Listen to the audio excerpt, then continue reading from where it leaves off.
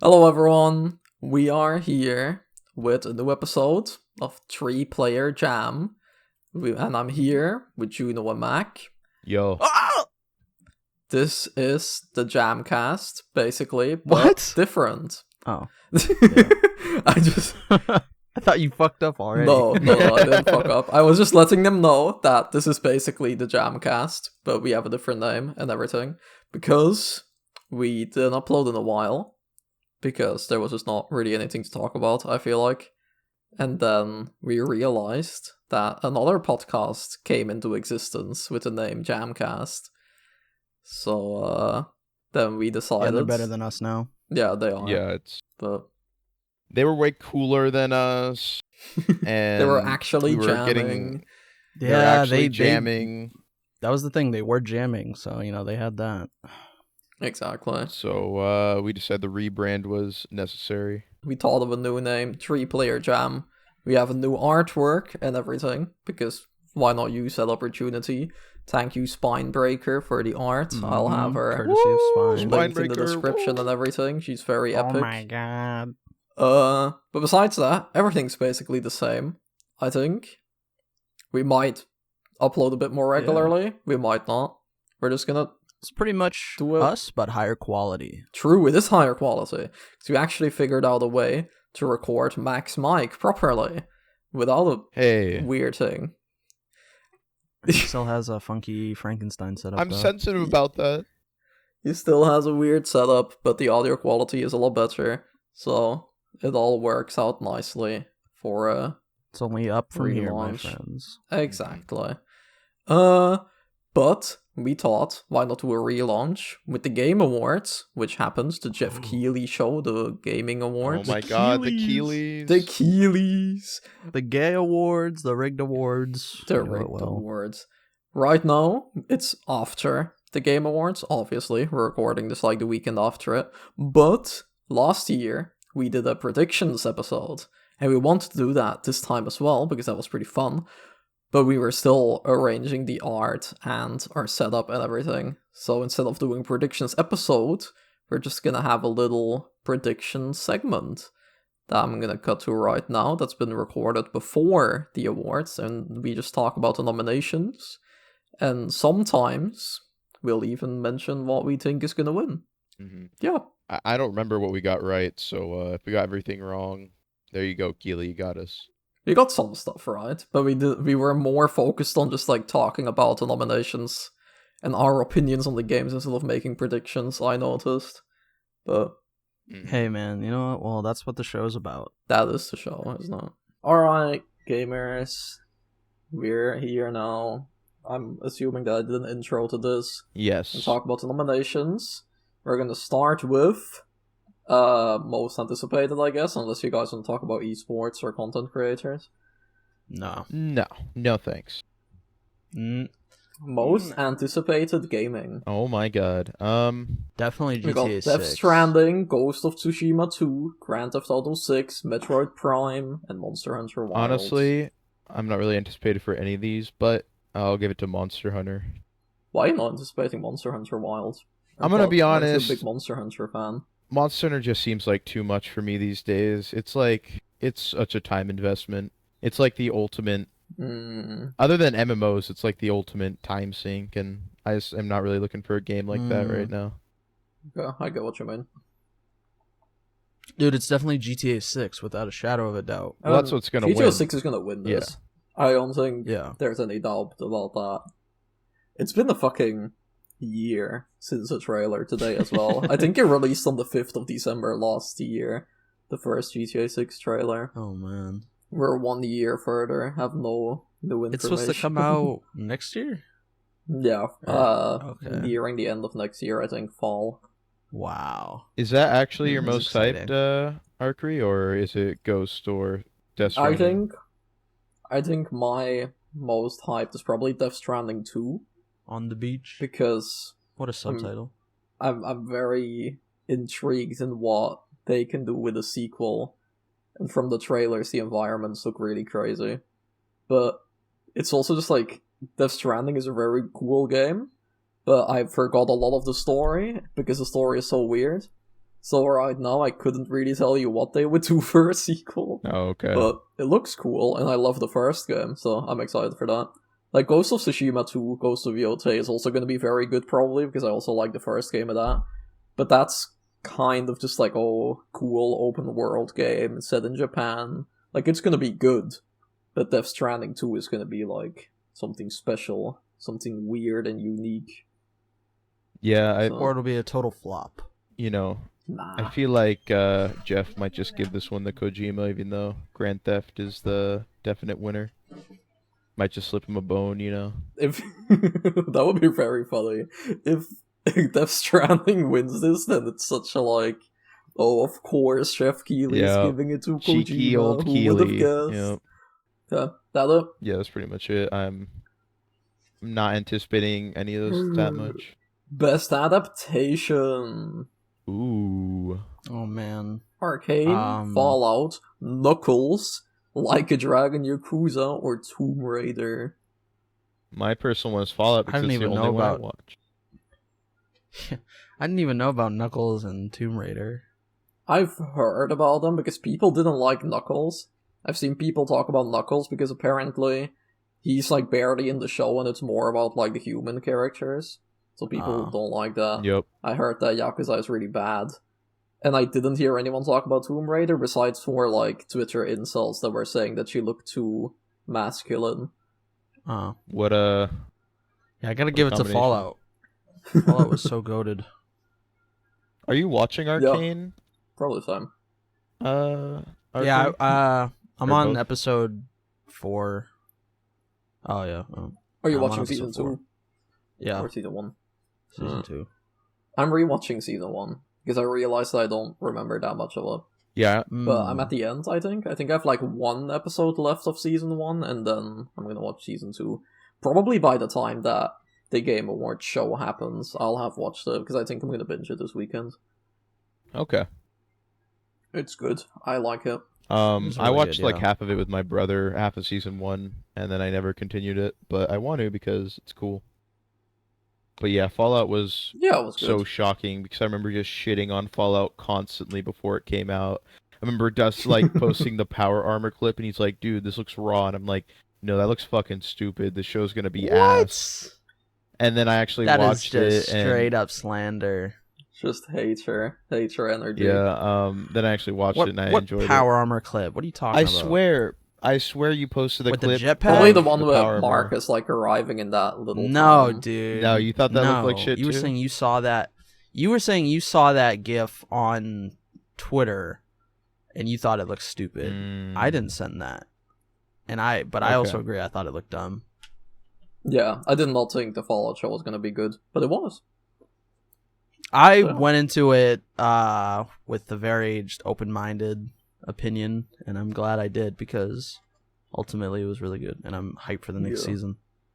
I feel like Fallout deserves it because Arcane is like a season 2. Fallout is like Original Brand new. season 1, yeah. Yeah. All these are Yeah, season 1s exactly. except It for popped Arcane. off. But Arcane's gonna win because the choice that's the most disappointing always wins. That's what I've learned with the Game Awards. Here at the but Disappointment then like a Awards. dragon would win though. That'd be funny though. Okay, true. I guess that would be funny. Okie dokie. Best multiplayer. Call of Duty Black Ops 6, Helldivers 2, Mario Party, Jamboree, Tekken 8, or Warhammer. Helldivers 2 I only played 2 of these. was so good for the first 5 to 10 hours, and then I got very bored. Yeah. It's a very repetitive It gets game. pretty repetitive. Yeah. Yeah.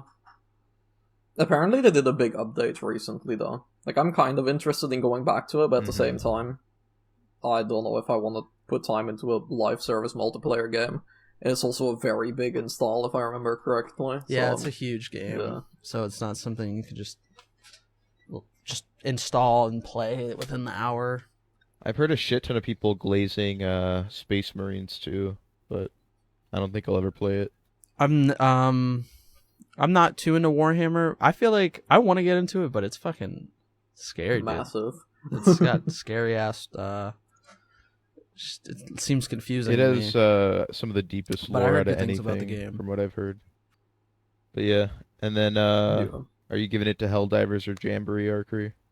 I don't know, that's hard, because Mario Party Jamboree is, like, good, and it's probably the best Mario Party that I've played, only having played the Switch ones. But I don't know if that's, like, best multiplayer. Yeah.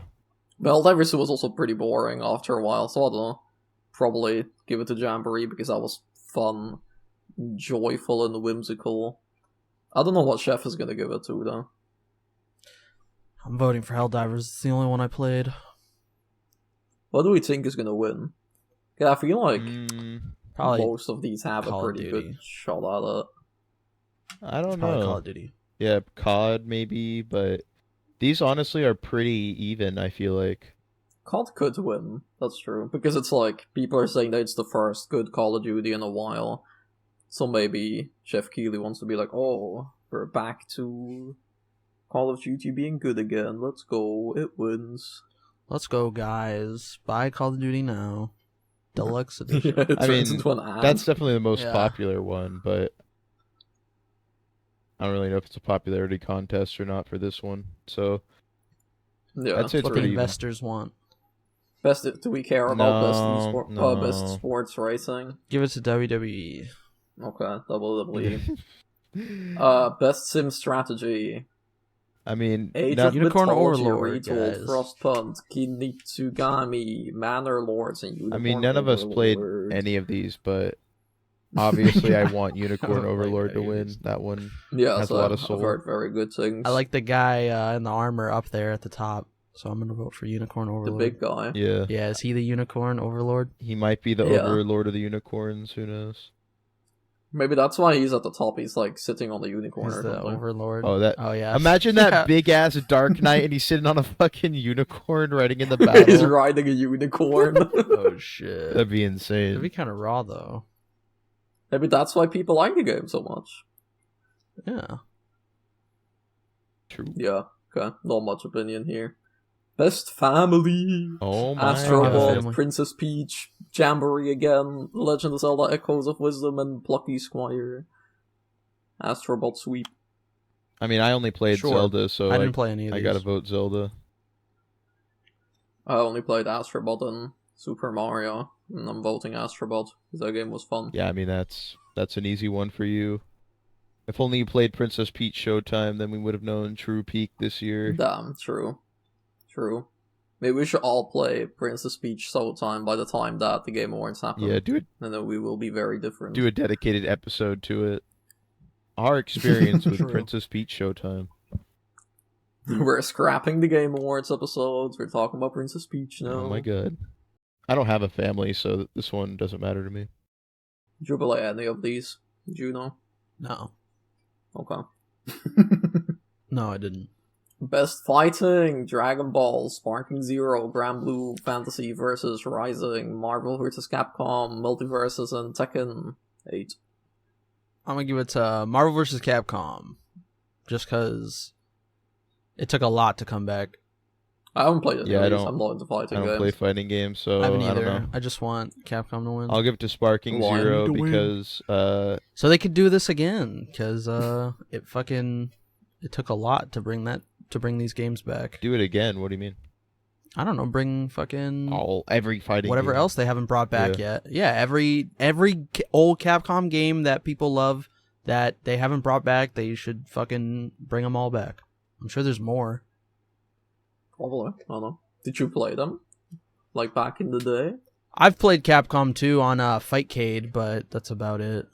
Hmm. Fightcade is like software you can download and you can play with people online. Yeah. Do we think it's gonna win, though? They just wanted to win. I want it to win. Yeah, think about all the I brand think deals Keeley can make if Multiverses Multiverses might wins. win. Actually. If I'm gonna pick if I'm picking the evil corpo response, it's gonna be Multiverses. True. But isn't that game bad? I don't think I've heard anything good about it. I've played No, it. It's everybody not says that bad. the beta was better. It's fun. Hmm. I think it's fun, but I'd prefer Smash Bros. To be honest with you. What's up with Tekken 8, actually? Because Tekken is a really big franchise. And it's been nominated in a lot of these, but like... Yeah, Tekken 8's huge. I think Is it Tekken 8 was a huge success financially. Yeah, I don't know. I haven't critical played reception, Tekken 8 is the highest, so that's a very good contender too. No, okay. Also, I watched the story mode for that game, and it has such a raw story mode. It's just like constant badass crazy shit happening for like 2 or 3 hours straight. So it should win best narrative. Pretty awesome. Mm-hmm. No, the narrative is kind of questionable. It just looks really cool. Yeah. Best RPG. Ooh, Oh, we can actually fuck. talk about this Here we one. go. Dragon's Dogma, Shadow of the Erdtree, Rebirth, Infinite Wealth, Metaphor. Again, I've only played I can like tell you which 2 one's not games winning. on this. Dragon's good. Dogma is not winning. Yeah, that's what I mean. That's the underdog here. Yeah, I don't think Dragon's Dogma is winning. I mean, I thought it was gonna be an Infinite Well sweep for me, but then I discovered Metaphor in my life, so got to give it to that. Yeah. I'd probably also give it to Metaphor, even if I don't personally really vibe with the archetypes. I feel like it's a good ass RPG. Has deep mechanics. Just yeah. I guess. I guess. Okay, talk about I it. mean, it's too, though. alright. I don't know, man. I mean, Metaphor's Dude, alright. You were jorking the game off until that final deadline, just like everyone else. No, It's what the do you mean final I wasn't? deadline.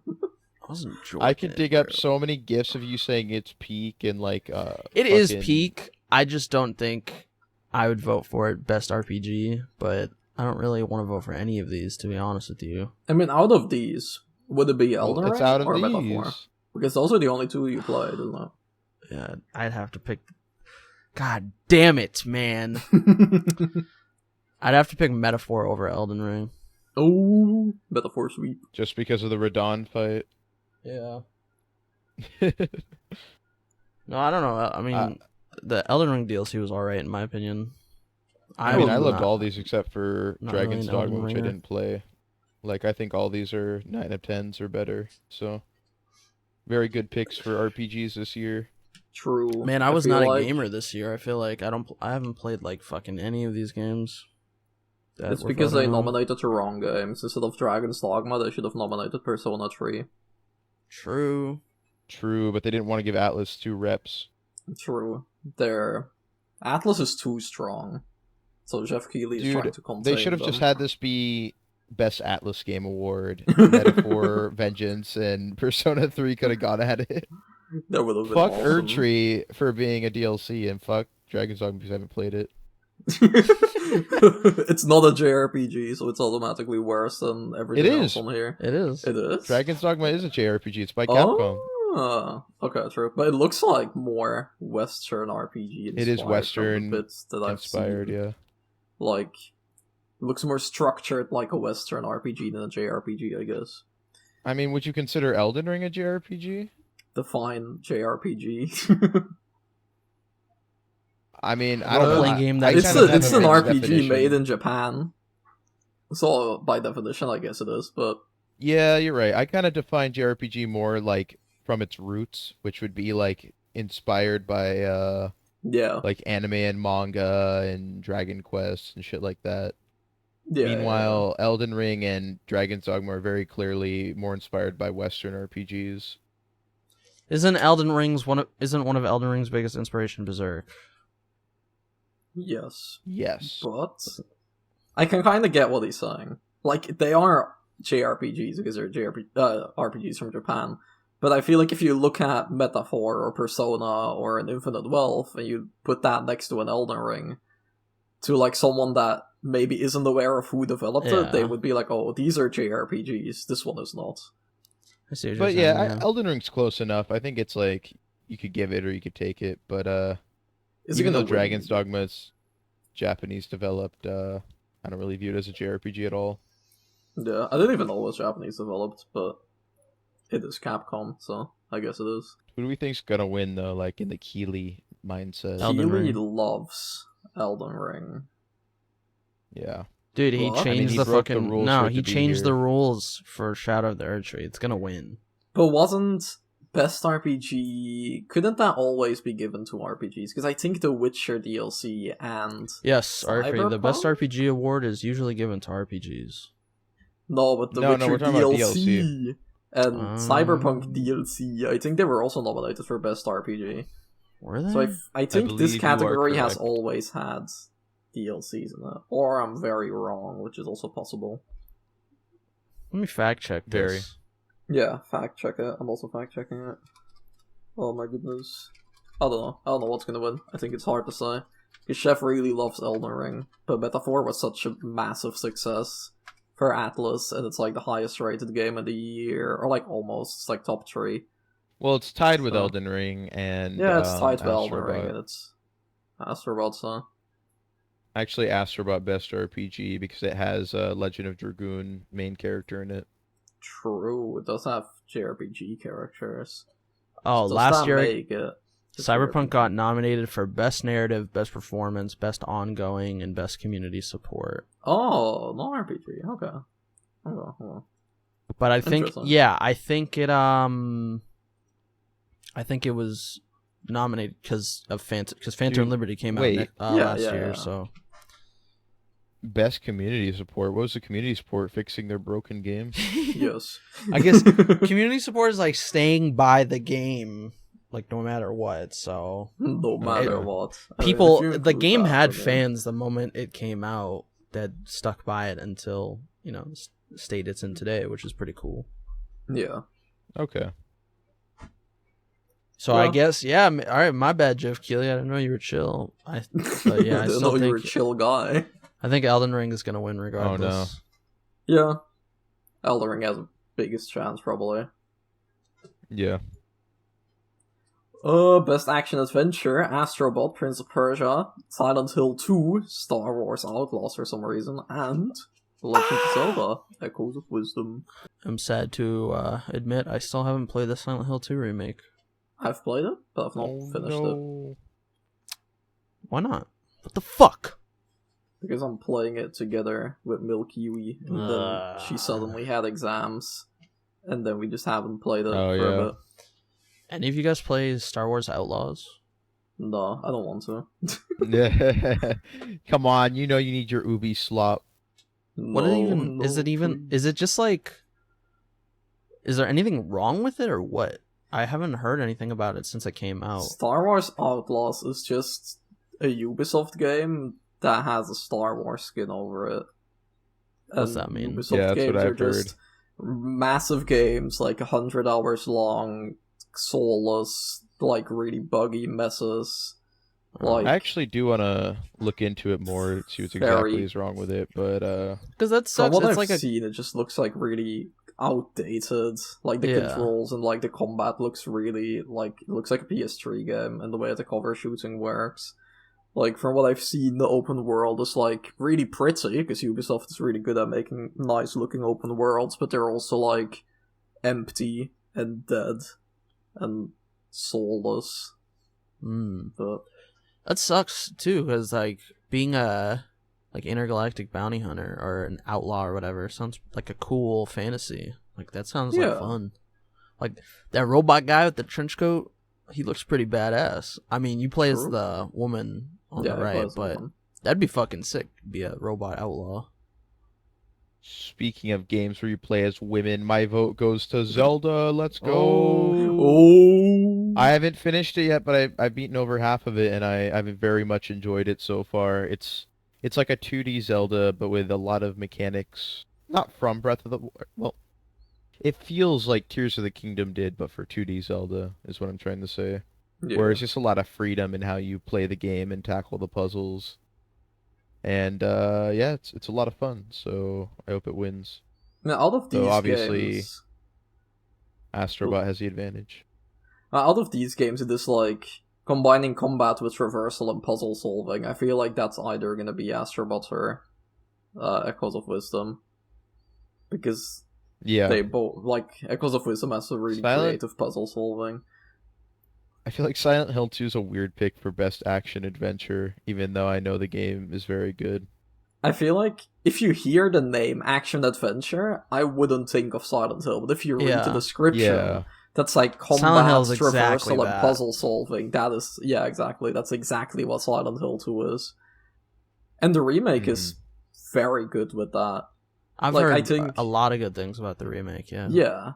The remake, in my opinion, is a bit hit or miss in some areas. Like, there are some areas that I think, like, oh, this game is better than the original, and it nails the atmosphere, and it's, like, really, really good. Mm-hmm. But then you get into another area that's, like, so many enemies, like, everywhere, and they kind of... Like, where in the original it was really... I don't know, like, a lot more heavy atmosphere and, like, barely any enemies. And then in the remake, you look at that same area, and it's, like, almost not recognizable, and there are so many enemies roaming around. And it's very much, like, a different vision on it. Like, I don't think it's bad. I just prefer the original vision for that area, if you know what I mean. Yeah, no, that makes sense. I'm shocked that Bloober Team cooked. Yeah, Same. if you play the game, it's a really, really good game. But you can, like, see that it's a different vision on Silent Hill 2. Like, a very different take on it, even though it is the same game. So it just depends on each area, like, which vision or which version I prefer of it. I gotta play that shit, man. Yeah, I feel bad because I believe the last episode we talked about Silent Hill 2 at some point, and I feel like I shit all over it and Bloober Team. Or I more so didn't trust them, but it seems that they did a good job. So. Yeah. You know what was annoying? The people who were like, you guys owe Bloober Team an apology. Like, no, they made nothing but dog shit until this game. Like, nobody thought they were gonna do good. Yeah, but I feel like they there's... proved us wrong. I feel like there's nothing wrong with being skeptical about something like this. Like, Silent Hill 2 is probably the biggest, or like one of the biggest horror games, and then a developer like Bloober Team is gonna do it. Of course, people aren't instantly gonna be like, oh, it's gonna be so good, we trust you, Bloober Team. Like, they have to prove themselves, and they did, so. Exactly. Best action game. Black Myth, Wukong, Call of Duty, Helldivers 2, Stellar Blade, and Warhammer. I don't know why I'm surprised that, like, Call of Duty or Helldivers is in here. Like, I don't know why, but, like, yeah, they're very action-focused, or, like, combat-focused, but it's, like, first-person shooter versus actual action combat. Like, I don't know. Yeah. I mean, Warhammer's kind of a shooter, too. It's kind of like Doom. So... Well, this one... The only games that fit... This one was a third-person shooter. I think. Oh, it's third person? I think this one's a third person shooter, yeah. That makes it more actiony. Doesn't it also have a lot of melee elements? Because I hear people talking about like having you see he has the chainsaw. I mean, you can see the fucking chainsaw in the picture. Yeah, you have melee weapons too. I've played a little bit of the first one, and the first one was like a third person shooter with melee. I'm assuming that's what the second one's like. Yeah, I'm disappointed I haven't played Stellar Blade yet. I only have Wukong and Helldivers that I played on here, and I didn't like Helldivers that much after a while, and Wukong I shelved after like Chapter 1 and most of Chapter 2, so I'm not super hyped about any of the games on here, to be honest. Yeah, I'm not gonna lie, looking through all of these nominations is just making me want like an indie game awards, because I haven't played fucking any of these games, and I'm just looking at them all, just like, yeah. Fair enough. I have like one or two games in most categories. Like here as well, the only one that I played is Helldivers and Stellar Blade. Yeah, it's like 1 to 2 max. Very good, but and the other ones I'm just completely clueless on. Yeah, true. Yeah, I mean, you're obviously giving it to Stellar Blade, Arkry, and I guess I'll give it to Wukong because I did like Chapter 1 a lot, and then I liked what I played at Chapter 2. So how many chapters does it have? 5. Oh, I thought you were a little further into it. I thought it would be like Chapter 3 or something then. That's pretty far. It's like I'm like 35% through the game, something like that. But, yeah. It's a long one. I guess. I don't know. From what I haven't heard that much about it, like, game length-wise. I didn't think it would be, like, a long game. I don't mean it's traditionally long. I mean it's long because I fucking suck at the game, so each boss takes me a few hours. I see. Is it a good type of I suck at this game, like a Souls game, or is it like annoying? There was a boss I fought that was really good and felt good, even though it took me 3 hours. But then after that, there's another boss I got stuck on that didn't feel very good. It just felt like his attacks were hitting me even though I was dodging them, and he just had very weird moveset. And that's kind of why I shelved the game. And there's other games coming out at the time that I was a little more interested in. Yeah. But That's I'll why come I back didn't to it pick it one up. day and finish it. That's why I didn't pick it up, because the game does look cool, but at the same time there were a lot of other games this year that I would just prioritize over it, so I didn't pick it up, and now the hype kinda died down, and I'm like, maybe one day I'll play it, but it's not really on my watch list, I guess. Yeah, I'm definitely gonna come back to it. But, yep. Yeah. Best VR game. Oh my assuming you god, have no it's good. opinions on this. I heard that the Arizona Sunshine remake was good. That's about it. Oh, and the Batman game. I heard the Batman game. Yeah, I heard the was Batman good too. game is really good. I listened to like a random interview with the developers, and apparently That's it's cool. like actually really cool, and it keeps like the soul of the Arkham games and translates it to VR pretty well, which is cool, I guess, if you have a VR. Crazy. I do. Best mobile game. I didn't play any of these. I played Pokemon. I played ZZZ, I guess, but on my computer, so I don't know if it counts. It counts. It does. It's the same game. Okay. Well, I mean, this could be like the mobile experience specifically, you know? But Yeah, the game best playable game on a mobile playable device. on a mobile device. I feel like that's just like what game of these is the best, and they also happen to be playable on a mobile device. Yeah. If you played it, you played it. I mean, ZZC You is can still play Wuthering Arkry? That's like made for No. you. You didn't? I thought you did. No, I didn't play it because it looks kind of cool, but it also just looks like Genshin with like some added parkour things, and I don't need a second Genshin. I don't have time for that. You don't need it first. No, I do. Oh, It's man. fun. I'm too deep into it now. Bro. Yeah, goes to sleep with his Paimon plushie at night. Dude said earlier, I don't Oh my know if goodness. I want to spend my time on a multiplayer live service game, and he plays Genshin. Genshin is fun, and I play it for the story, Helldivers and the open isn't world fun. exploration. Helldivers is also fun. I said that it was fun, and I would like to go back to it. Listen, man, they're both worth spending your time on. They are. Let's reinstall it and let's hop back into Helldivers. I'm good. Sorry, I'm giving up on modern gaming. I don't got the I only space play for things PS2 and earlier now. Okay, guess I'll talk about Pokemon that. trading card game.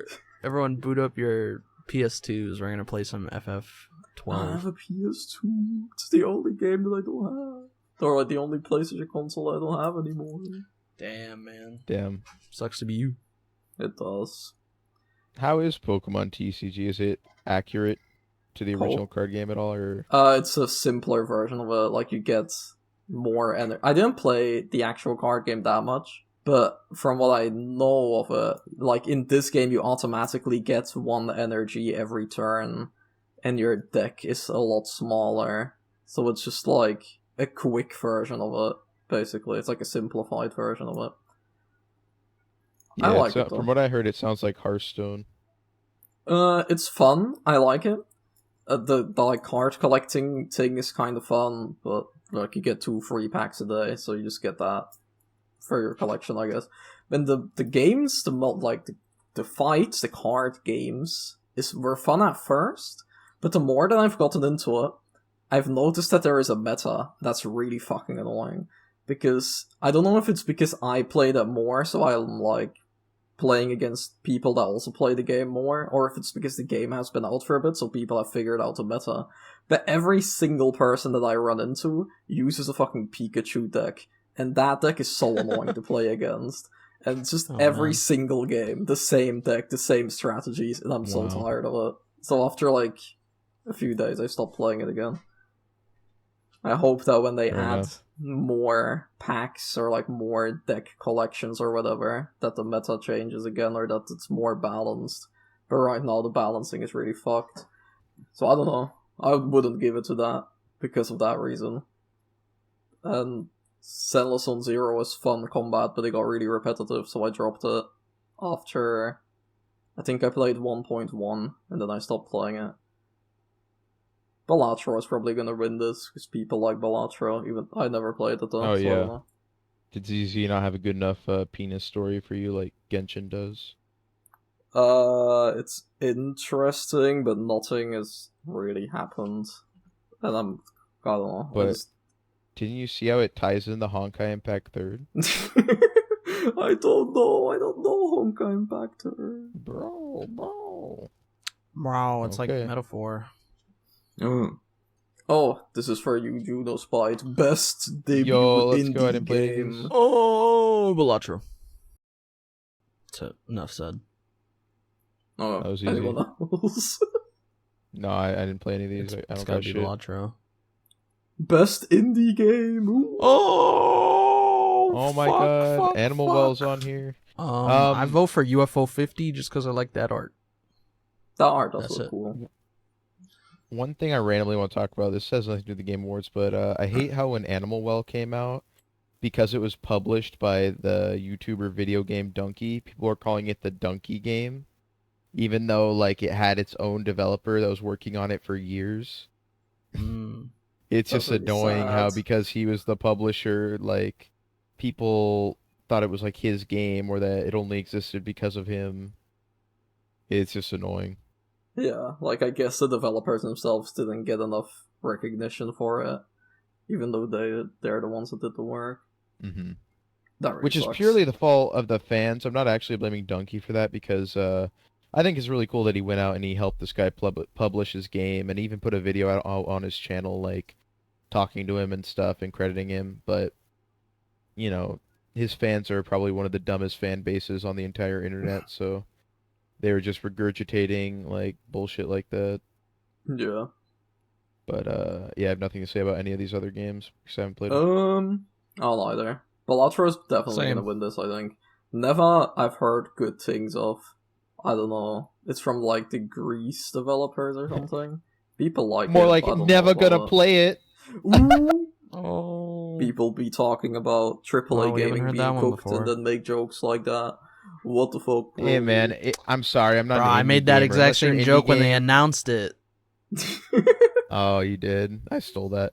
Unless your indie game is called Everhood 2, then I'm not playing it. Oh, Everhood 2 would be so hype. Dude, that better get in the next Game Awards, whenever that comes out. Do we have a release Oh man. window for that? Baldur's No. Gates. Oh, okay. Community support! Baldur's Gate, Final Fantasy XIV, Fortnite, Helldivers 2, and No Man's Sky. It's gotta be Baldur's Gate 3. Really? Yeah, I didn't know you liked dude. Baldur's Gate 3, Juno. Yeah, well, fun fact, it's one of my favorite games, actually. Really? Yeah, it is. I actually agree with Baldur's Gate 3 because I keep up on like what they've been adding to it, even though I don't play the game, and it's just crazy. They've like, it's like they're remaking the game every time a new fucking patch comes Yeah. out. It's crazy. A new patch is dropping next year. All I know about is that they're Yep. adding crossplay, I think. Yeah, Besides, that's I haven't coming really kept up next with it. patch. Next patch, which is They- the last patch, is gonna add crossplay. The last patch? What? Yep. If they made an award called Game Most Fucked Over by Sony, we'd have Helldivers 2 and maybe Bloodborne in there competing against each other. Poor But, Bloodborne is in the abyss. Yeah, Sony's just wiping their ass with it. And when they acquire Katakawa and they own all of FromSoft, they're going to be wiping their ass with all their games. So that'll be fun. Man. At least No Man's Sky is still around. Yeah. Helldivers, from what I've I don't know heard, who plays has it, but- made a comeback with the big updates recently. Like, I don't really know because I don't keep up with What it. does this update add? I from what I've heard, it was a thing that Helldivers 2 was getting a lot of balancing patches to like not make weapons too broken and stuff. And a lot of players were like, what's the point? It's just like PvE. If we want to Yeah. have fun with it, like just let us do that. And then after a while, the developers came out and they were like, oh, okay, if that's like how do you want the games to be balanced, I will like rethink it. And then they did a really big update.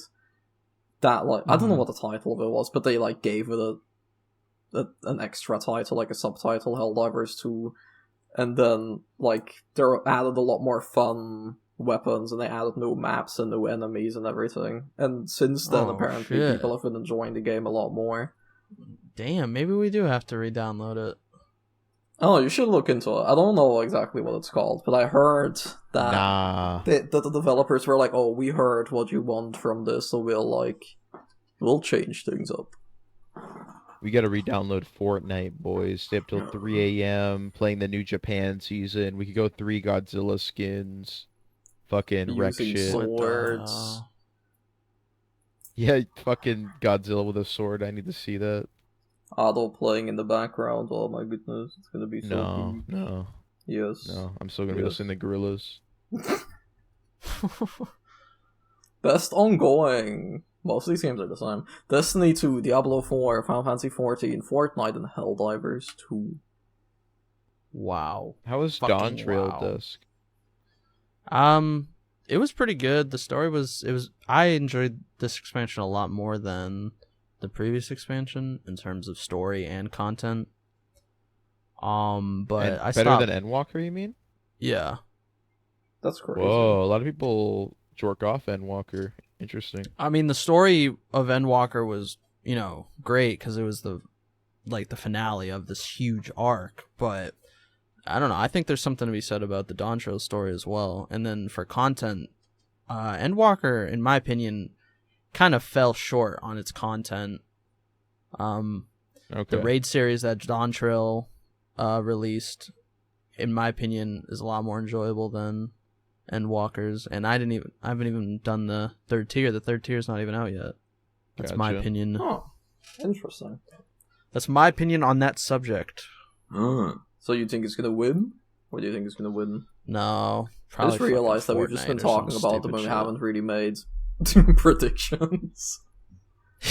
So I don't care about a lot of categories like best ongoing, best mobile game. Best we all know it's also like, game of the year is what we care about. Yeah, but at the same time, it's also like we give our opinions on the game. Who cares what Chef Keighley is announcing as the best one? Yeah. Okay. Do we care about games with impact? I haven't played any of these. Same. Yeah.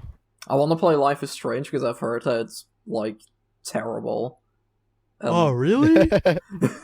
Yeah, it's really weird.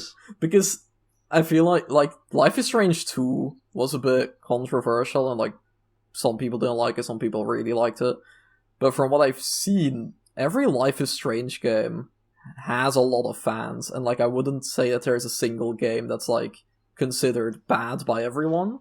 And then this one, they bring back the original main character, and I don't think I've seen anything positive about it. This game should have been a hit. No, me neither. I'm not gonna lie. I feel like people are just gonna shit on Life is Strange regardless because of just the setting and the message, the themes it has. Because I feel like even when the first game came out, people were shitting on it just because they could, because I guess it LGBT messaging and stuff like that, pro-social messaging, stuff like that. I feel like people are gonna always dunk on it. Yeah, depends. Yeah, the games are definitely not for everyone. To a lot of degree, people think they're boring, some of them cringe. But... Some of them I've witnessed myself aren't that good, but my point is you may just check it out. Yeah, I'll definitely check it out. I'm interested in it because Max returns, and I think that's cool to get a continuation on her story. I'm interested in that. I played all of them. I didn't finish 2 though.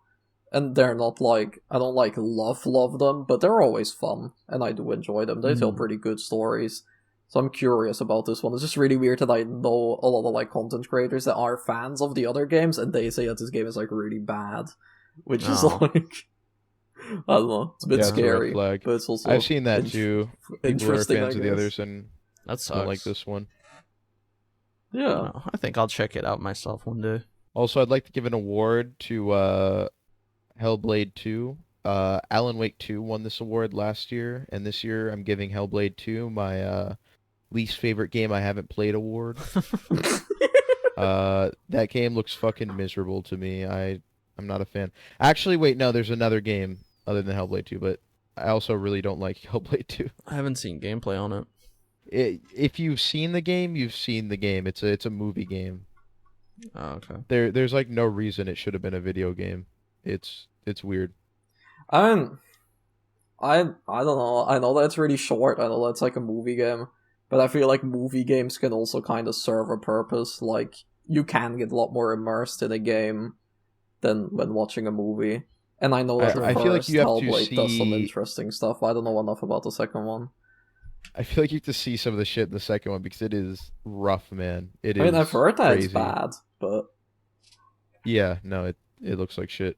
I don't know. I don't really like the term like, oh, it's a movie game, so it's bad, because I feel No, like I don't- you can do a lot more No, with a game than a movie. Yeah. Yeah, there are good movie games out there. Like, Kojima makes movie games, and those are good. But what I'm saying is that Hellblade 2 does nothing with its gameplay. And you don't have any decisions. There's, like, no reason to be playing it, is what I'm saying. That's what I mean by movie You're game. saying, like, you might as well just watch it. Yeah. Okay, I get what you mean. I've heard that it's bad, but I don't really know anything about it. I haven't seen either, like, gameplay on either of them, to be honest. It does sound like it had an impact on you though, Mac. So, best performance. I'm giving this to Luke Roberts. Luke Roberts. James Yeah, because Sunderland. he's the James. James is so good in the remake. I love how they did James. I'm giving it to Brianna White, because that's the only game I played here, but I thought she actually killed it too. That was probably the best voice acting performance in that game. Fair enough. I haven't played Definitely any of these deserves games. So She does deserve it. who did she play as? Metaphor got robbed. Sorry, Aerith. Aerith. Oh, nice. Metaphor did get Metaphor robbed, got robbed. man. Why is Lewis Stroll not and Lewis here? Seriously. could have been here. Or They Stroll. both killed it. Stroll and Fucking Lewis, Stroll the did two so goats. Oh my god. Basilio. Yeah, would've I think voted for European him. voice Basilio acting. as well. He did well. I just think European voice acting is superior. It just makes it so memorable, the voice acting, in my eyes. I Because mean, the it accents, fits for a game like Metaphor. Like, all the accents Yeah. really work in that setting.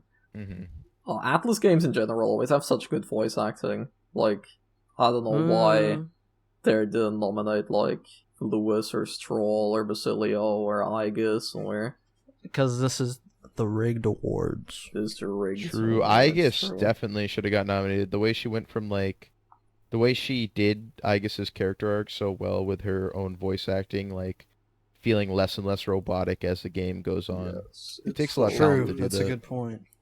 Yeah. But no Persona Chef 3 Keely this does Game not Awards. care. But no. Jeff thinks it's soulless. Best audio design. Silent What do Hill you- 2 has very good audio design. I didn't play any of these. That's Yeah, that's I mean, my again, I only played Rebirth. But I That's my wouldn't really say catchphrase for Rebirth's this. audio design was that special.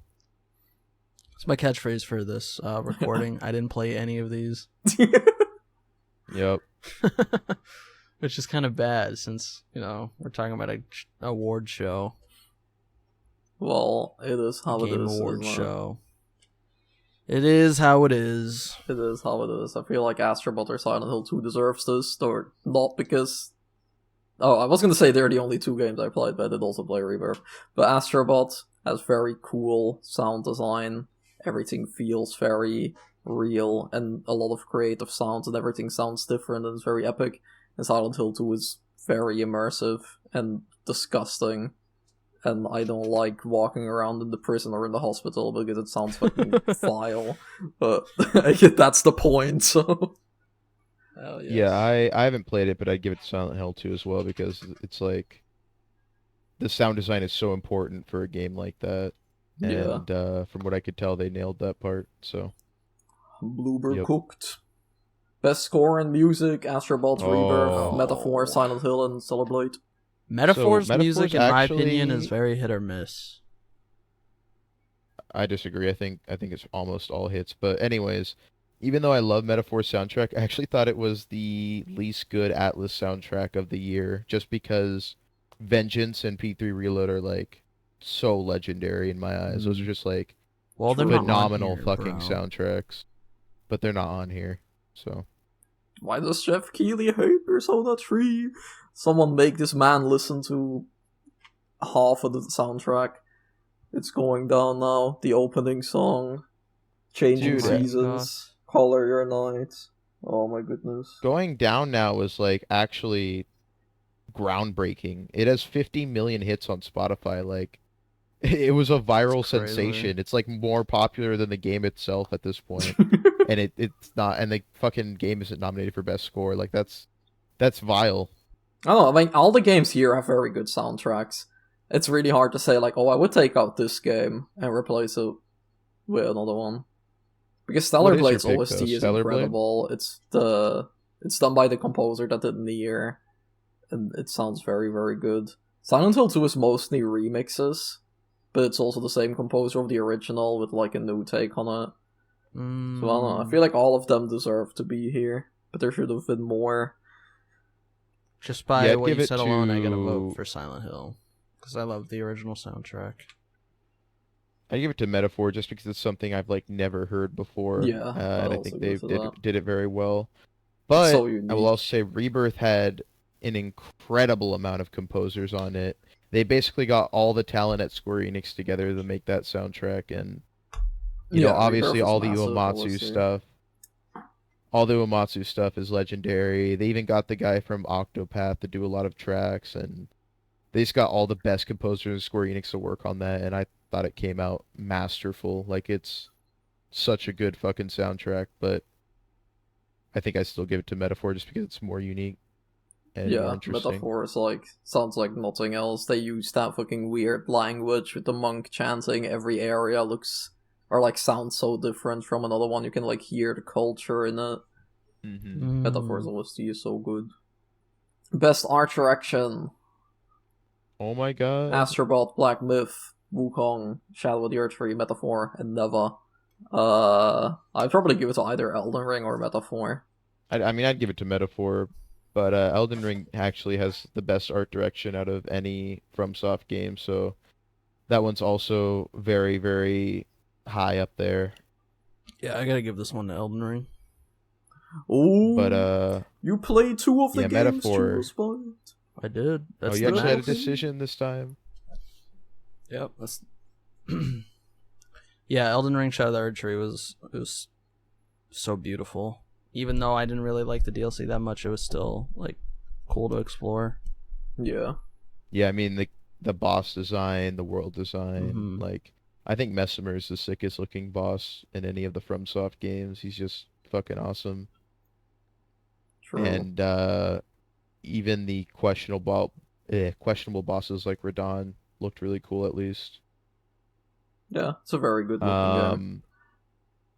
But yeah, I mean, I got to give it to Metaphor. I'm definitely biased here that I thought that game's art direction was phenomenal because the game itself is still made on that like Persona 5 engine.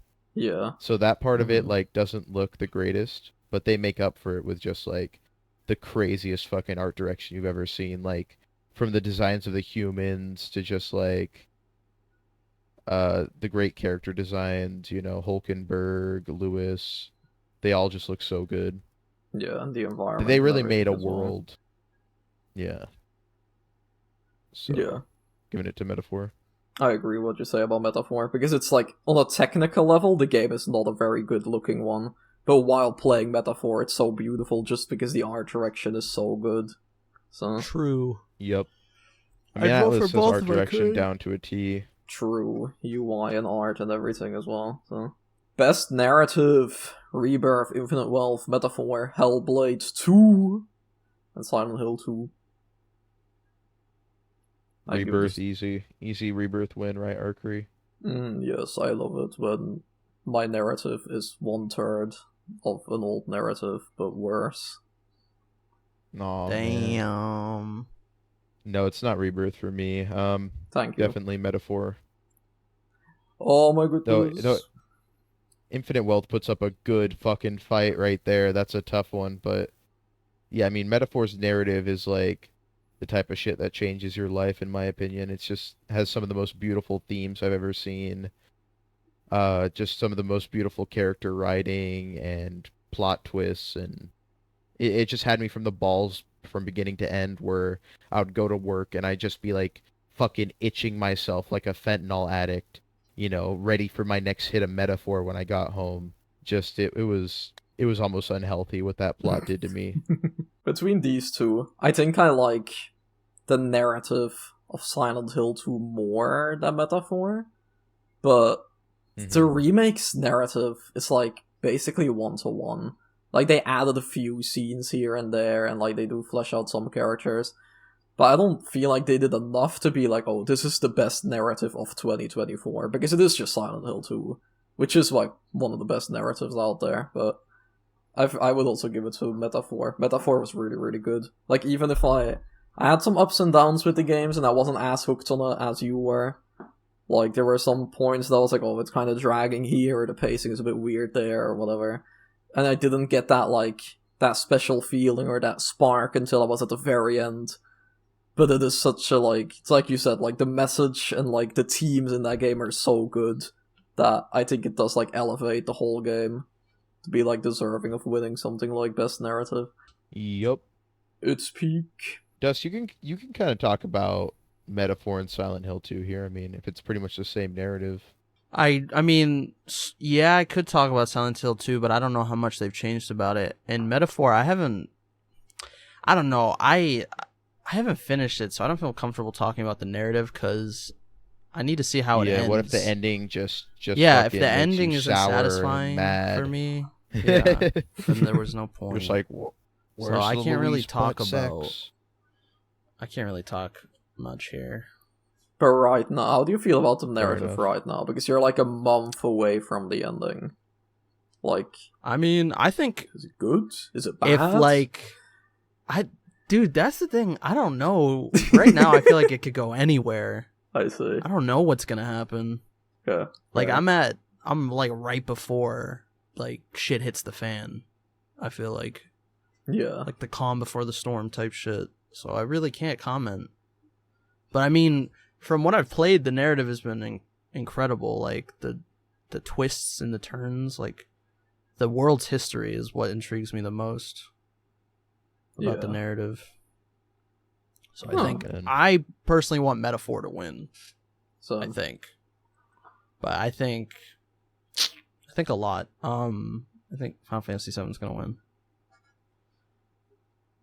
Just because that's the... God, I that's feel the bad. Evil Corpo answer. Final Fantasy VII. I feel bad putting shit above Infinite Wealth, though, because up until Metaphor came out, that was like such an easy best narrative for me. It's just like... I know, like, Ichiban is my favorite fictional character of all time. And there's so many good, like, character building moments for him in this game, and, like, emotional, impactful shit that'll stick with you. But, yeah, Metaphor just hit me harder. When you were talking about Metaphor, I was so surprised, because I was like, man, this guy, like, absolutely loved Infinite Wealth. So you must have really enjoyed Metaphor. I mean, I currently have Metaphor as my second favorite game of all time.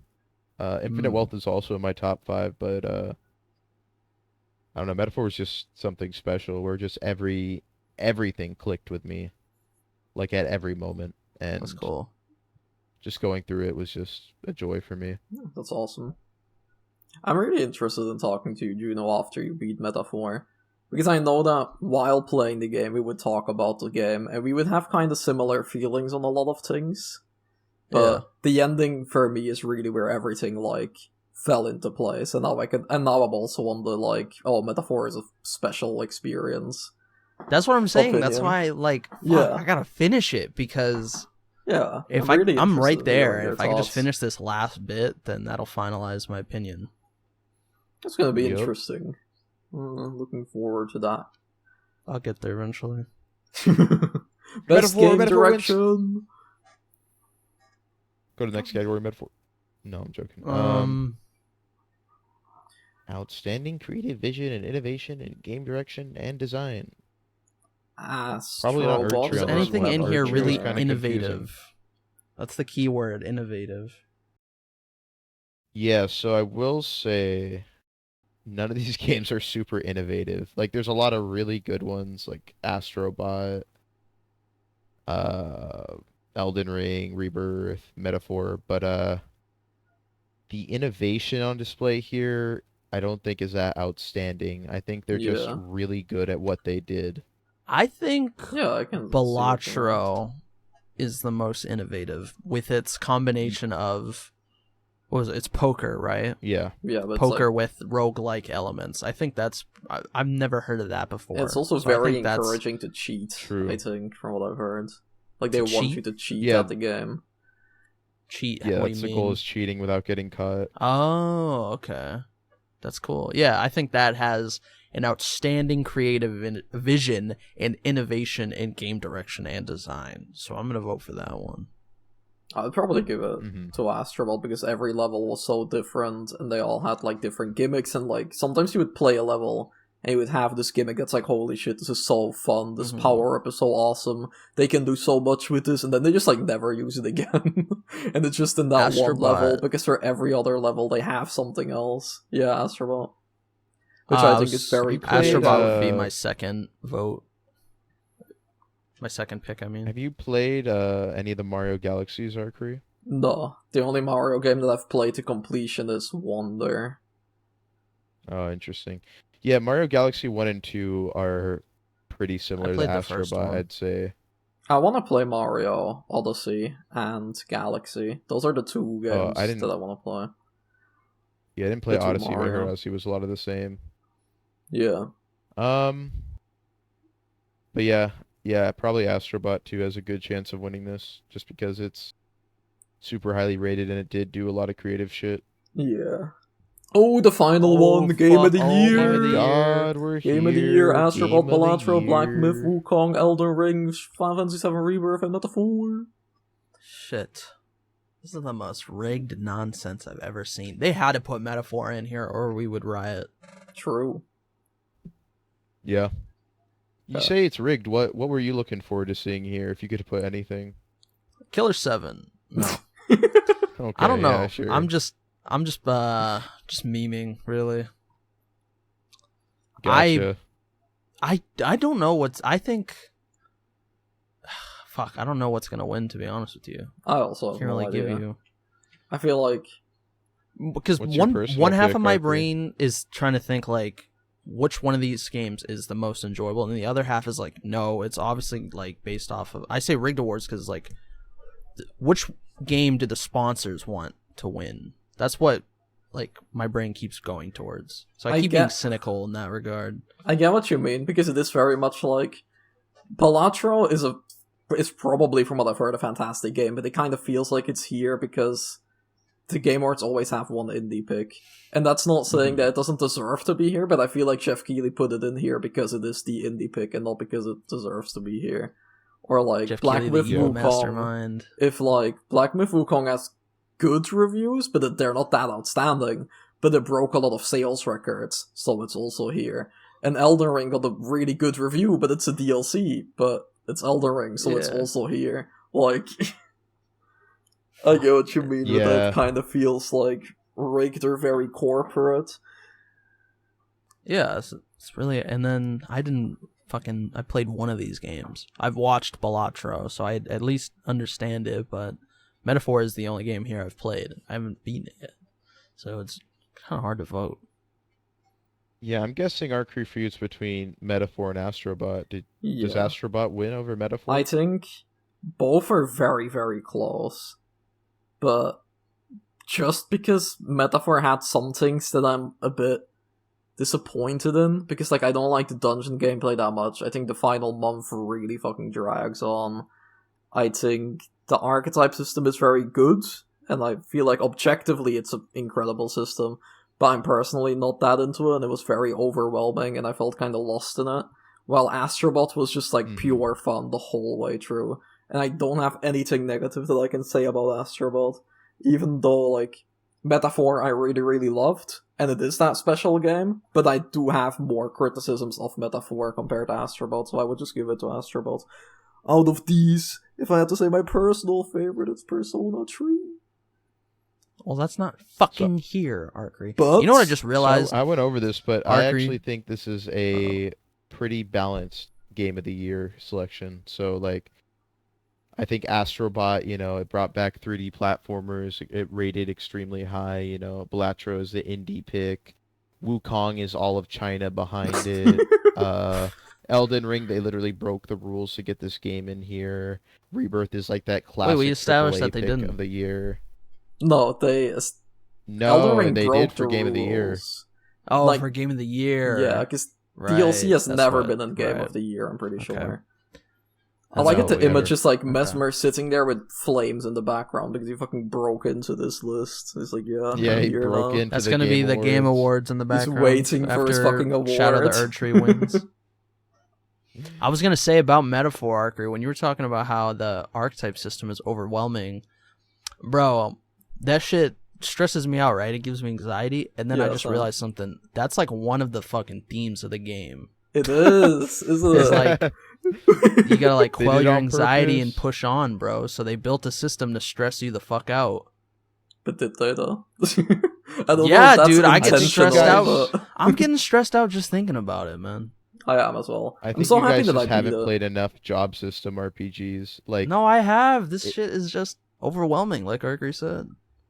I open that You menu played- and I'm instantly like, What what do I other- level? Who do I level first? What I don't know, skills do I man. want? I can't What the list fuck every do I do? job RPG I've played off of the top of my head.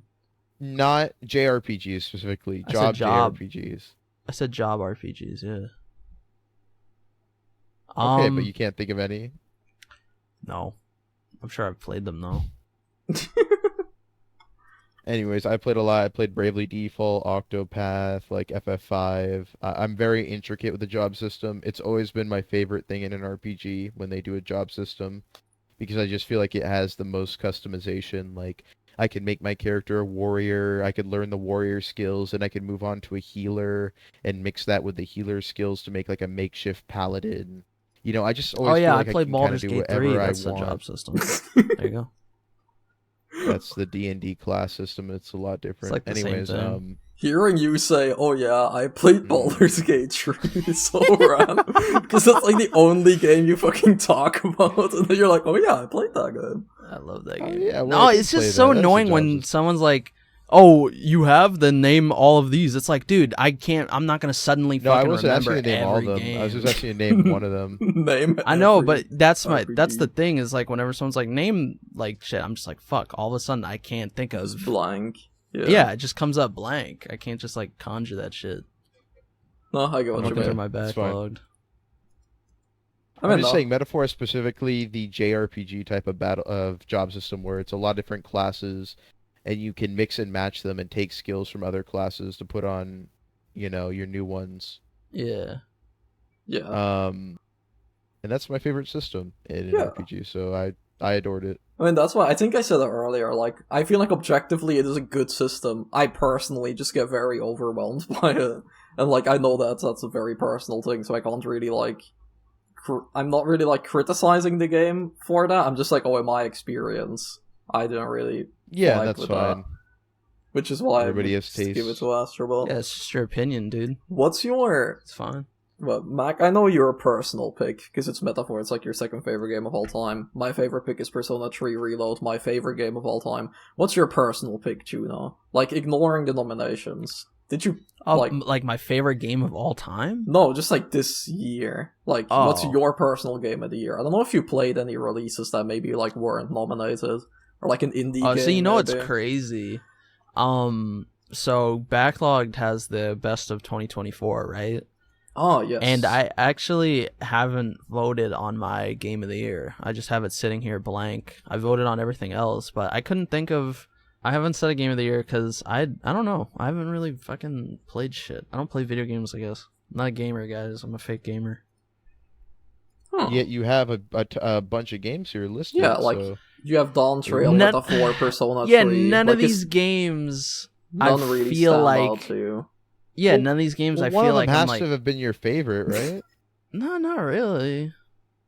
What does that mean? They're all exactly the same to you? When I click on add entry and backlog gives me some options. These are the games I've played this year that came out this year. So these are the games that are eligible. Silent Hill, Short Message, Persona 3 Reload, Helldivers 2, Fell the Dick, Multiverses, ZZZ, Elden Ring, Dawn Trail, Metaphor. None of those games I really feel like are my game of the year. You know what I mean? Like, I didn't I like get any what of you those games that deeply that I think they're game of the year. Like, Baldur's Gate 3 came out. I played that, and I was like, this is easily game of the year. Loving P3.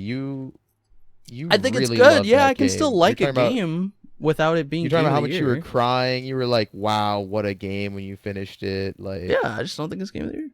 But like, What- game of the year. which like, one is your I favorite? know that I the don't know. I don't words- have one. Why can't I just not have one? No, I'm just curious. Like, it's fine. I'm just Okay. curious. Like, if you had to pick one of these games, isn't there any one that's like, even if they're all 7 out of 10s, isn't there like one that's like, oh, this one is actually an 8 out of 10 compared to these 7 out of 10s? So that one is your favorite of the year, even if it's not like on a pedestal of like, oh, this is a game of the year. Like, Yeah, I don't guess. you have If a that's favorite? if you boil it down, then yes, Persona 3 Reload would have to be the game of the year. But that's if you just strip down everything to what I enjoyed the most. But out isn't of that all what those it is, entries. Okay. I Isn't your no, personal not really. game I of feel the like game year, of the like- year is like recognizing a game that delivers the absolute best experience across all creative and technical fields. That's what the Game Awards definition mean- is. I just Yeah, but I I don't know. asked There you was for no your game that made me personal. feel like there was no game that I absolutely loved every single Yeah. aspect of it. Okay. I mean, I get what you mean. Look, man, I don't know. I didn't play enough games that came out this year. I played games, but older ones. That's all. I played games. I play games. I swear I play games. I promise. Yeah. Yeah? I mean, I get what you mean. It's understandable, but... Mm-hmm. Okay. I mean, I it's don't know, also man, okay it's though to just- have a game of the year and then a personal game of the year. Like to have a game you feel like did the best shit, but then also have a game that was just your favorite that you played. Yeah. Yeah, I mean, For me, it's could one list and the some. same, I but- could list some games that I played this year that I absolutely love, and if I could vote for them game of the year, I would. But I played a lot of games that didn't Mhm. come out this year. Is all. Yeah, that's fine. Okay. I mean, I'm assuming that at the end of the year, or at the beginning of next year, we're gonna do like an episode of looking back at 2024, and then you can talk about like we can talk about the backlog yeah. games or like just anything that Yeah. we watched or played this year. So Sounds good. Oh, that'd be good. I forget we're a media podcast, so we could talk about like movies and stuff Yeah, too. we did That'd be that fun last to year. do in January. Yeah. yeah, I remember Talk doing about that all the last year. movie- We did all an the episode small- that was like Small and comfy all our movie favorite nights. things and what we were planning on doing in the next year. So Mm. okay, that was it. This was a lot longer than expected. But one thing that we did want to do, because the Game Awards always has some announcements, Oh yeah. make a prediction. Like, what would be a dream Ooh. announcement, and what's gonna be like a realistic announcement, I guess. Dream announcement, FF9 remake, Oh. realistic announcement. I don't know. I would love to see more footage of that new Jet Set Radio game. I thought you were gonna Oh, say Pragmata. yeah. Or that would be amazing too. Pragmata would be excellent, but I don't know. Either would bring me Yeah. happiness. I don't even think the devs know. Yeah. Yeah. I think Persona 6 has a good chance because didn't the website get registered or something like Yes, there is a Persona 6 domain that that? has been Yeah. registered. I think that has a pretty realistic chance. I think Persona 6 is possible, but I think it's a very likely announcement. I'm pretty sure that we're gonna see it as like the Persona 5 X game, because that one is releasing in Japan soon, and I think they're also gonna do a Western release around the same time as the Japan one. So I feel like that has a big chance of showing up here. But if that's gonna show up, I don't know if Persona 6 is also gonna show up. Yeah, I kind of forgot that was probably going to be there. Like, Kind of forgot that existed at all. if to be Persona honest. 5 X didn't exist, then I would kind of expect Persona 6 to be here. But I don't think two Persona things are gonna show up, and 5X is a lot more likely than 6. I'm So gonna be honest, I completely Yeah. forgot about Persona 5X. I see it on forgot my that came timeline out. sometimes because Oh they release boy, so another many new Persona 5 characters. spin-off. Oh wow. Alright, guess that was it. Unless Yeah. anyone has anything Yep. else to say before we skip to present day. Yeah, Nope. when does the time skip happen? Does it just happen like right now? Man, we were pretty smart, right, guys? With I those think- Yeah, we got predictions there. all of them right. I even guessed all the I- jokes the Not a single Muppets one were was gonna wrong. make. True. Crazy. True. Okay, I was low key hating on the Muppets, but they were actually pretty funny this year. Did we Oh, even hate on the Muppets in Kojima clip? joke was great. I think Don't think we I, mentioned the Muppets. But we I might think I have. mentioned how the Muppets were stupid. Yeah, Yeah, I'm maybe. pretty sure we mentioned Muppets. If Okay. not, we're mentioning Muppets. Whenever the Muppets showed Yeah. up before, it felt stupid. But And But this year was pretty good. In case we didn't mention that this in year the was flashback funny that we totally just watched with you. because they're just shitting on the Game Awards and Jeff Keighley. yeah, the Muppets were very good. I enjoyed it. I feel like if that was their bit every year, like the meta humor, Yep. like that wouldn't be too bad. But I feel like even that would get tiring after a certain Yeah. while because it would just seem like Mm-hmm. like the self, like what's the word? I don't know. Anyways, I guess No, it the was good. self-awareness Oh, it's all gets kind of awareness, tiring yeah. after a while. It was good this year Oh, because a it lot is. of people complained about the Game Awards, and that was kind of Yeah. like directly addressing them. Yeah, exactly. In a way. Yeah. I feel like it worked because this was also the 10-year anniversary show, so it was like, these are the complaints that we had in the past few years, but especially last year, and then directly addressing how they would like improve on it. Because in general, the actually show felt was really like- good. It actually felt like Jeff, heard what people were saying and actually made adjustments. Yeah. I Yep. was really surprised at how good Maybe the he's show not was. doing it for the money. Maybe he actually likes gaming. No I think way. he likes gaming.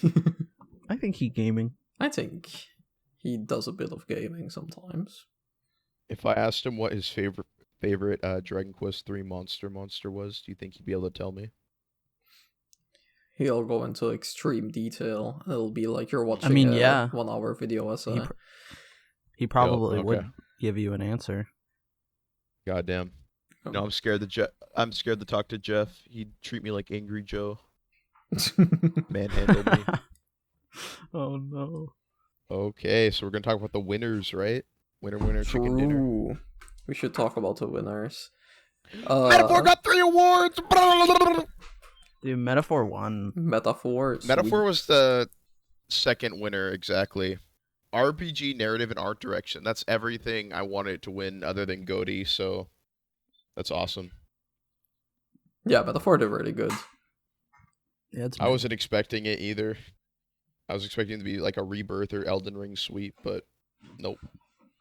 Yeah, I feel like the awards Did were really Rebirth- good. Oh yeah. Rebirth won music. That was it, right? Rebirth only won OST, Mhm. yeah. Only one OST. So unfortunately, Bro, Arkry is validated. And it wasn't even I like am validated. it wasn't even no, like an exactly. original OST, was it? It was just reimaginings of No, it had everything. a lot of new tracks as well. Oh, okay. Because like the original Final Fantasy VII is only 30, 40 hours long, and this game was like 100, so they had a lot of new music. They definitely deserve best OST. I mean, there was like, 100 and something songs, or no, it was even way more than that. I think it was like 300 or something. I don't know, I And, know that like, it came on damn. 7 discs or something. Like, it was really, really big. Dude, like- shit. Every fucking side quest had its own theme. Every fucking battle, like, it was just That's absurd. awesome. It was too much music. You're hearing a new track every 5 minutes, and Yeah, they got so it like did every deserve that. composer in Square Enix to work on it. Like they had the Octopath guy do a lot of tracks, and they had of course Uematsu coming back. It was just Mhm. fantastic. So Yeah. they definitely should have won that. I'm glad that it stayed with that. Narrative should have gone to Metaphor as it did in RPG as well. And art direction did also won. That surprised me. Because we did talk about it, saying, like, we did talk about in the prediction that Metaphor would deserve it, but we all thought it would be Arkry. So it's cool that Arkry- that actually won. Kind of killed it with the art direction. Dude, Jeff is such a troll. He's just like, oh, I'm gonna nominate Elden Ring for everything, even though it's a DLC, and then he didn't give him a single award. Like, I wonder if that's Yeah, because of the I was just about to backlash. ask. It didn't win, did it? Didn't win anything. No, it didn't no, win it won anything. absolutely nothing. Because we also thought that it would win RPG, but Metaphor won that. I wonder if that was actually just like if that has something A to do with it, last-minute like change. if Jeff was like, oh, this backlash is so big, I don't because know. the Muppets also mentioned it, that like, oh, nominating a DLC now, I are don't think we? so. I don't think so, just because it was like they only announced that it was gonna be there like pretty close to the actual award show, so Yeah. I don't know. I'm I not don't saying know, that maybe. was. I'm just curious. Because what if they were like, You oh, never this is know. probably gonna win Game of the Year, and then they were like sweating when they saw the backlash, and they were like, oh fuck. Mm-hmm. That could be. But Metaphor got what it deserved. Very epic. It got a lot of attention. Astrobot also did very well, winning Game Direction, Action Adventure, Family, and the big one, Game of the Year. The which is very fabled game hype. of the year. Yup. I mean, I feel like Astrobot, deserves all those except for maybe Action Adventure, but it is what it is. Yeah. I feel like It's definitely not a pick that makes me upset in any way. So, good for them. I like the stuff. It's also nice to have like a smaller game, a platformer winning something, because a lot of AAA gaming is now going like, oh, we need to be bigger and we need to be 100 hours long and realistic graphics and everything, and then you have a fucking little Astrobot coming in and winning everything. You know what's proof that Astrobot's a good ass game? Square Enix refused to be in Astrobot when they dropped the game. No Square Enix characters at all. Then when they saw that it was winning all this shit and everybody loved Astrobot, they're like, "Oh shit, Astrobot, can we get into your new DLC level? You can have Gex. Come on, let us in." Like, it's so funny, man. I didn't even know Gex was from Square Enix. Yeah, they have a lot of weird IPs that aren't like what we all expect from them. Yeah, I know Gex was one of them. The reason you probably don't know that is because there hasn't been a Gex game in like 25 years. So I didn't know Gex. When I played the DLC level and Gex showed up, I was like, "Oh, it's the gecko guy that with the what TV." even is a Gex? What is it's that? the gecko guy. What, from Geico? What are you talking about? It's Gex. It's the fucking gecko guy with in front of a TV. What do you mean? Gex. Oh, That's what it okay, is. okay. What the fuck? Well, you were saying you didn't know Gex, so I was like, what do you mean the gecko guy? No, I was like, I know. I said that I do know him. I was like, he showed up. I don't know a lot about Gex, but when he showed up in Astrobot, I was like, oh, it's that gecko guy. I know him. I just didn't know that he was from Square Enix. But it won. Very cool. It also released a free DLC level at the same time. Very epic, very fun level. What else? We'll actually get... Wait, before we move on, do you think we'll actually get more 3D platformers because of that? Or do you think Astrobot's kind of like a microcosm? I feel like... I don't know. I mean, I don't see like Baldur's Gate like everywhere now. I mean, there's a few here and there, but we talked about this though. That's because CRPGs are like hard to make, especially on the level of Baldur's Gate. Like that's a very tough development cycle.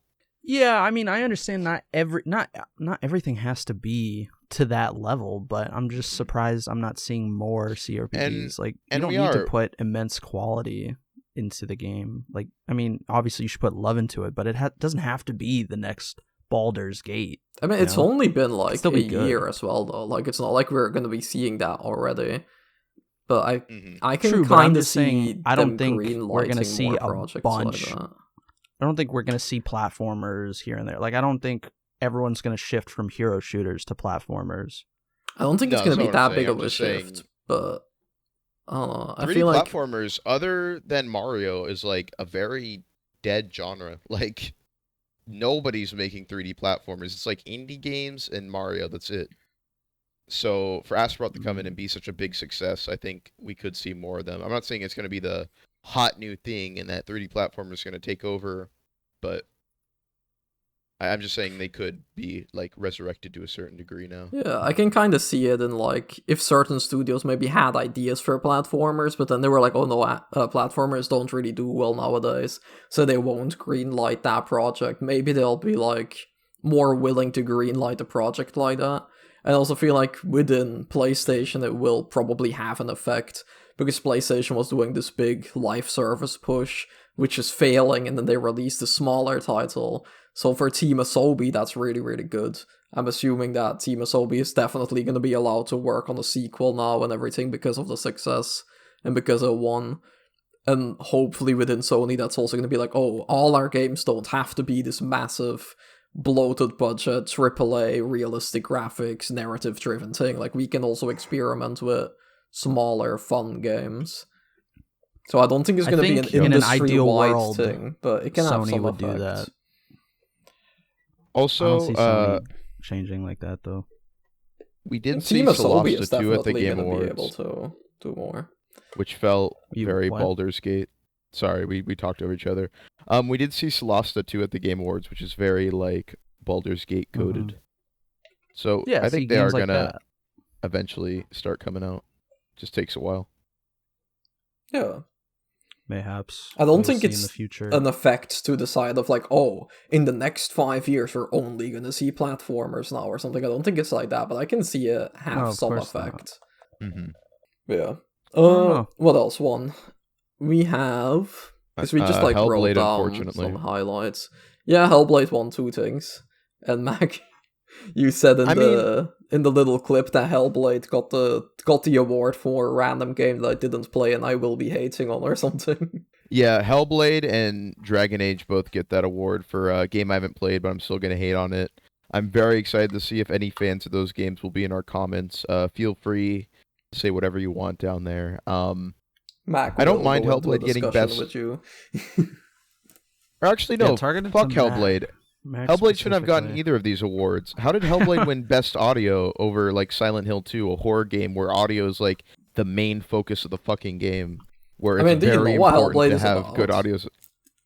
No, That's but- the whole point. Yeah, that dude. is He doesn't the fucking audio know design is anything like the about whole it. point of that game. oh, There I you don't go, know. Mac. Now you just sound like an idiot. I don't know. I just feel like horror games are like I think it is a horror audio game. design is so important. Or like not. It It has a definitely It is horror not a horror atmosphere. game. It is a horror game. It has a horror atmosphere. That is not. It's not a horror game. I find that hard to believe. From what I've seen, I just don't- heard that they're like, because it looks pretty dark, that and there are like game- I mean, voices okay, in maybe it's- Senua's head, and like Mhm. the audio design needs to be very good for like from where all the different voices are coming from and stuff. That's what I heard about the first game, so I'm Right. assuming that the second game also has that. Maybe it's not a horror game, but maybe it is scary. Because from what I've seen, I've only seen trailers and stuff like. I've never played a Hellblade game, but it looks kind of spooky. Yeah, that's what I'm. So I don't know. yeah, it's like dark fantasy, so there are horror elements, but it's not a horror game. Can horror not be like a subgenre though? It can, because I that's would say like a that like horror something like game. Bloodborne also has like horror vibes. It's not a horror game, but Yeah, it's like but it's not a horror game. A horror game is like Well, Silent Bloodborne's Hill. different though. Bloodborne is Silent Hill, yeah. specifically pulling from cosmic horror. It's pulling from Lovecraft. So, yes, that is partly a horror game, but it's not really the same as Hellblade, which is just pulling from dark fantasy. Like, yes, dark fantasy can be horror because it is, showing a lot of like horrific things usually. But I don't know if I'd go as far to like give it the horror subgenre just because of that. I don't know. But I'm just picky about stuff like that, so it's not a Yeah. big deal. I don't know, dude. You haven't played it, so maybe it takes horror elements from different cultures. Like feel like there's a lot of Celtic shit in there, from what I've seen. Oh, maybe yeah. in the first Yeah, game. I definitely. don't know, but like I can't. I don't think you could just say it's generic like dark fantasy. I wasn't calling it generic. I was Well, just you're just saying saying dark fantasy over and over again, so I don't know. Well, I don't know. That's the best way I could put it is because, like, I haven't played it, so I don't know exactly what it does. But from everything I've seen about it, which I have seen a fair amount, nothing was, like, standing out to me as, like, oh, shit, that's, like, actually scary. Like, no, I don't know. Well, I heard that the audio design of that game is very good. Like, I haven't played it, so I can't like I haven't either. fully go into the defense of like, oh, actually, it's fucking peak fiction. But Yeah, I heard that the I mean, it audio could be design is like terrible for one of all the I know. main things about it. Same thing with it won Okay. best performance, which is like I would have given both audio and performance to Silent Hill 2, but at the same time, I don't think Hellblade 2 didn't deserve that, because it is a movie game, so like the performance is very important. It's also a very immersive game from what I've seen of it, so I'm assuming that the audio design has to be very good for that as well. But... yeah, I guess. I don't know. Pretty much everyone was surprised when it won Best Performance, so I don't think that was something. Yeah, I think that's just because how good the other ones were. Like, yeah, true. You're with Final Fantasy VII and Silent Hill and stuff, so I would have given it to those two over it, but I don't know if this is something that'd be like. Yeah, I'm honestly surprised Silent Hill didn't win. If only Luis was there, he would have swept. True, that's the bigger. I don't even know the name of the actor. I'm just gonna call him Luis. That's what he is. It's his first role, I'm pretty sure. So it basically is just Kinda... Luis. Yeah. Okay. Next on the list, Helldivers won Best Multiplayer, which we did not think, because we were saying that the game got really boring after 5 hours, but people disagree. Apparently it's good again. Because it got both Best Ongoing and Best Multiplayer. And they got a new update, apparently. Yeah. Which looks it received a massive update. It seems like they're making it better. The main reason I didn't think it would win that is because of all the, like, PlayStation Steam drama. Like, there was a really sour taste about Helldivers after that. Yeah. Yeah, I saw. But, you know, after that. They did do their best to fix it, and that was all Sony's fault. It wasn't Helldivers' fault. Yeah, this is their and second big expansion after the backlash, so... Yeah, now they're doing a big expansion, so... You know what? I'm fine with it. Yeah, I want to play it again. We're gonna try it again.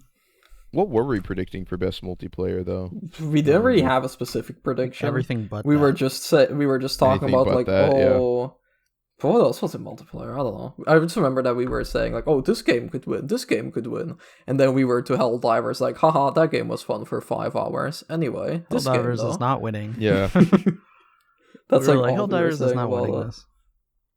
But it's cool. We should check it out again. And maybe I agree. It is good. Then best community support, Baldur's Gate 3. Baldur's Gate 3. Dude, it's so obvious. insane how much love the devs have been putting into this game ever since it was like initially finally released, and it's all because of the community. Like the amount of just like videos, mods, art, cosplay, like the shit I've seen for Baldur's Gate is just like it's phenomenal. Shadowheart. Yeah. But it's just insane, like the amount of support from both the community and the devs. Yeah. And they're dropping their final update next year, which is sad. Yeah, they update the game Baldur so Gates much. After that. No more Baldur Gate. They're not doing DLC or a sequel.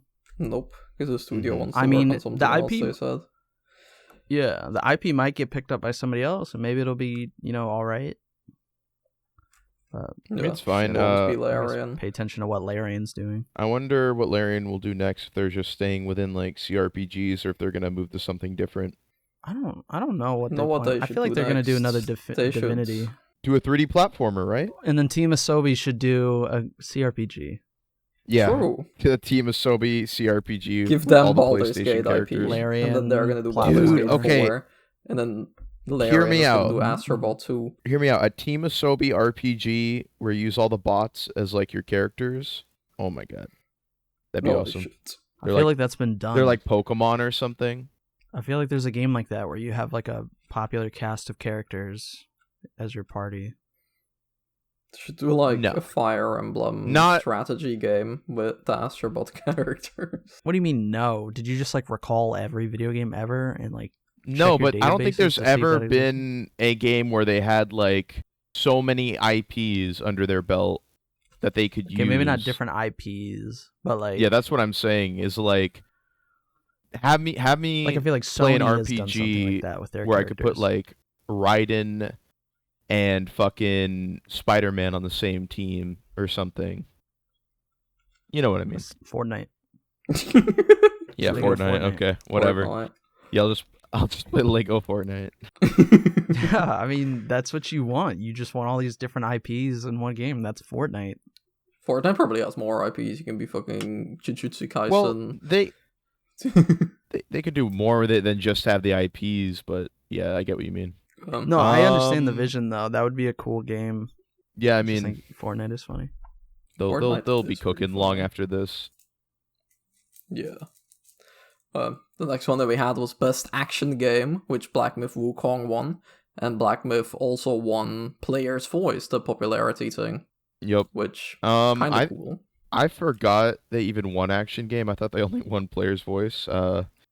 It's really funny though how salty like not only people online are. There's people saying like the Game Awards are rigged, and Black Myth should have won, which I just find so ridiculous because I think Black Myth is the 128th highest rated game of this year or something like that. So it's like not even close or in the ballpark of being close to like the top games. And people are like, "Oh, Game Awards are rigged because it didn't win." It's like, Yeah, everyone what is like, the fuck how are you could talking about? Astrobot win over something like this? And it's just like a Black Myth cutscene of him fighting a guy in the clouds or something.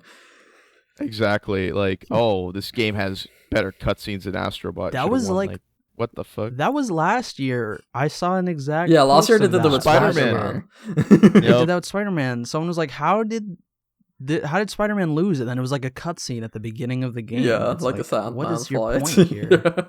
But What does Exactly. this mean? Devs are salty. yeah, that's what I was gonna say, because usually it's only the players that are salty, but now the devs are salty. Because after they lost, or like, yeah, they lost the game of the year, but they won like action and stuff. But they went to, the devs posted on Chinese social media, like Chinese Twitter or something. They posted something, "Oh, I really don't understand how the game of the year is decided. It felt like I came here for nothing." And then they also released a statement of like, that the CEO of the studio, he wrote his acceptance speech for the Game of the Year awards 2 years ago, because he was like, "Oh, we're gonna win Game of the Year." So he wrote this fucking acceptance speech and then came here, Wow. didn't win, and then he posted on social media, "Oh, it felt like I came What here a for loser. nothing." What do you mean? You were nominated for loser. Best Game of the Year. Yeah, and you won an award as well. Yeah, No, Best Action wait, Game. Yeah, you won. Like, You won an Yep. award, and fucking you're salty and win Game of the Year. You know, make a better video game. How about that?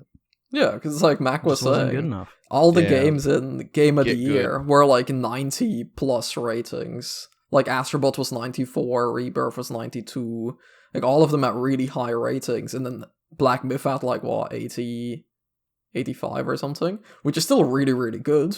But I don't know why the devs It are was so less. salty It about it. was like 83 or 82 or something. Oh, yeah, it was like in the mid 80s, I guess, lower mid 80s. No, it was low 80s. I remember. Yeah, let me check. Let me- check. That's still nuts, though. Let me Even just being check. nominated is like a huge. Yeah, oh, it got 81 Exactly. apparently. Yeah, Like, I don't know. Yep. Out of all the video games that released this year, like you're one of what 5, 6 for a Game of the Year. 6. But that's yeah. like crazy. Yeah, there you go. You're one of it's- 6 games that were selected. It's like an potentially honor winning to Game be of the Year. nominated. That's already huge. But Hmm yeah, and then But the they- last thing, They Or want to take did you home have the big something? kahuna. That's they it. did want to take a We can go home. on. I guess it's because they're like, in China, it's like the biggest game ever. So he was expecting to be like, "Oh, we're the biggest Yeah. game of this year, so we are gonna win because it's in China." But this is a global thing, so Exactly. yeah. We're gonna disappear now. The Chinese mafia is gonna come after us. Jeff Oh, Keighley yeah. is gonna be Yep. assassinated. Yep. Yep. We the talk Kung shit Fu about them. We're masters. so dead. Oh, apparently they're also like, there's like random but it's kind of connected. Apparently they're review bombing Baldur's Gate 3 because Oh, the yeah. Larian I guy remember announced that Astrobot won instead of Wukong. So they're also like, That's so the weird. Chinese are review bombing That's- Baldur's Gate. I also saw That's something. I That's fucking saw so ridiculous. weird, bro. That's weird, man. yeah. Like he has nothing to do with like it's just a tradition Yeah, it's always the to have winner the previous from... winner. Yeah, to just announce the next one. Like he didn't fuck it. It's not like he picked who the winner was. Like he didn't have a say in it. Don't shoot the messenger, bro. Yeah, that was kind of Exactly. funny. But moving on, I guess the last thing that we wrote down from the winners was that best adaptation is Fallout, which is what we wanted and what we predicted. So that's pretty epic. Dude, Yep, you Jeff guys told got to me. think about the amount of attention that this show has gained and the amount of people that have watched it. They have made so much money. So you just got to think about how high quality season 2 is going to be. True. Like now they have the funding Yep. to actually make good effects. So think about all the monsters we're going to get. We're going to see so many new Fallout art. We're going to see so many Fallout monsters that are new to certain audiences because they didn't really show monsters last in the first season. The first season also had a And I feel very like that was small list of locations. Like they just had the vaults, Mhm. that one town, and then like the Brotherhood location, basically. I Yeah. mean, They they were very teased the limited. death clause They did. for the next season. I think we're going to see all different. I think we're going to see even some robots too. I think it'll be cool to see like some Protectrons and stuff. In season 2, it's like teasing New Vegas, wasn't it? Yep. So that's gonna That's be a big the one. huge cliffhanger at the end is that they're all eventually going to end up in Vegas because what's his name? Watch the show. We already just spoiled like a huge thing, but watch it if you haven't. I feel like everyone If you like, haven't, that's knows your at own this fault. point that are going to New Vegas. Show's been out for like a year now. It's like, come on, guys. Yeah, people will Watch it already. know. People know. But I that want was to talk it about how for- salty the Arcane fans are. Oh, dude, like- they are. They were pissed that Fallout 1. They're like, what is this slop doing, beating Arcane, a modern masterpiece of animation? It's just because the Game Awards hate animated shit. That's why Fallout 1. And it's like, did you guys even watch Fallout? Like, what is this blind, like, hatred just because you want to jork off Arcane so bad? Yeah. I don't get it. I'm like closing in on the end of season 2 of Arcane right now, and I do like I like I can't speak. I like Arcane more than Fallout, but Arcane is just a season 2, so I feel like Fallout deserves it more for being something new. And it's Yeah. also like, how often Yeah. do live action adaptations of something, like, how often are they actually good? Because they're usually just terrible. So I feel like that's worth Exactly. celebrating. Exactly. I was just about to say that I feel like anything new always has an advantage over like a season 2 or something. Yeah, as it should. In these kinds of shows. Yeah, I agree. The new thing should win because it is new. Exactly. Anything else that we want to talk about? I haven't winners? finished Arcane. You haven't finished it. All right, Sam. But I'm on episode 4.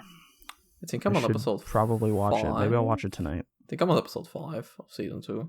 How many I episodes? didn't, are I there? didn't even 9, finish I Arcane think. season 1. Season 1 was really good. Yeah, season 1 was really, really good.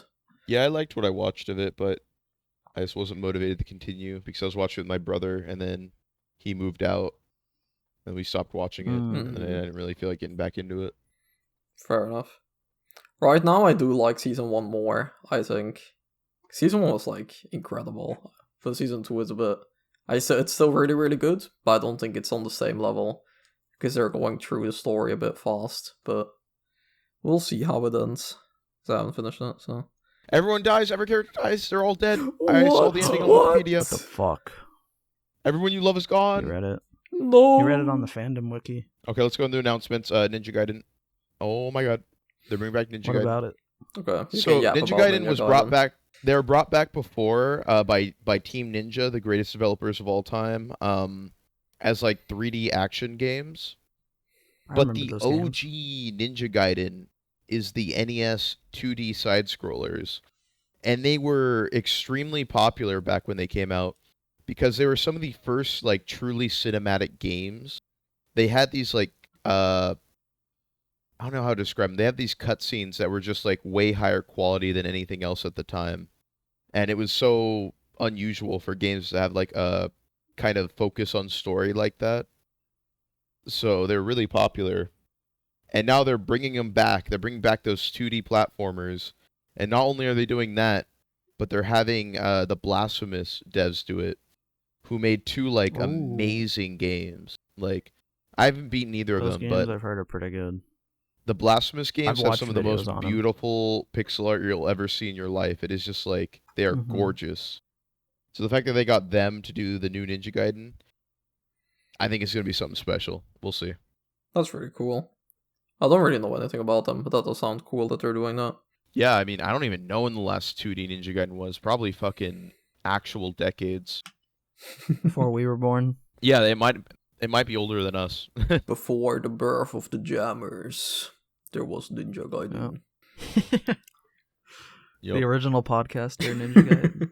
Exactly. So I need to actually play Blasphemous, and then I can be properly hyped for Ninja Gaiden. Well, I guess that doesn't really matter, but I feel bad always hyping up Blasphemous, and then I'm like, yeah, I didn't beat it though. Okay. Let's see. One move away. Yeah. What the fuck was that? We have like a list of announcements that we wanted to mention. The second one. Yeah, was like, we have a list of games that are actually kind of relevant to us jammers. Yeah, like in order that they appeared in the show, by the way. So just giving some extra context. So one move away was is not one of those games. A cozy, quote unquote, cozy indie game where you, I guess, pack shit. It's all about stuff in your car, fitting things. Yeah. Well, I think it wasn't it other scenarios as well. I think it was always in a car, because from what I got from it, it's kind of like that. And there's an indie game called Unpacking, where it's like you get an empty room, satisfying. And you have a box with stuff in it, and then you put the stuff from the box and you unpack it and put it in the room. And by doing that, the game kind of tells you like a story of what the person that you're unpacking the stuff from like went through, because it's like chronologically and it's always the same person. It's like, oh, this is when they were 15, when they were 25, and you like follow the life story of that person by unpacking their stuff. And this game is basically the exact same, but instead of unpacking, you're packing their stuff in a car as they're moving out. Yep. So my interpretation of the plot from the trailer is that the main character is a bum who keeps getting evicted from their apartment, so they have to keep moving. Keep moving. That's what the game's about. Yeah, that they keep moving to different places. I wanted to bring this up because from what I've watched, it looked not cozy and satisfying. Like the way the packing looked frustrating, was just bothering me.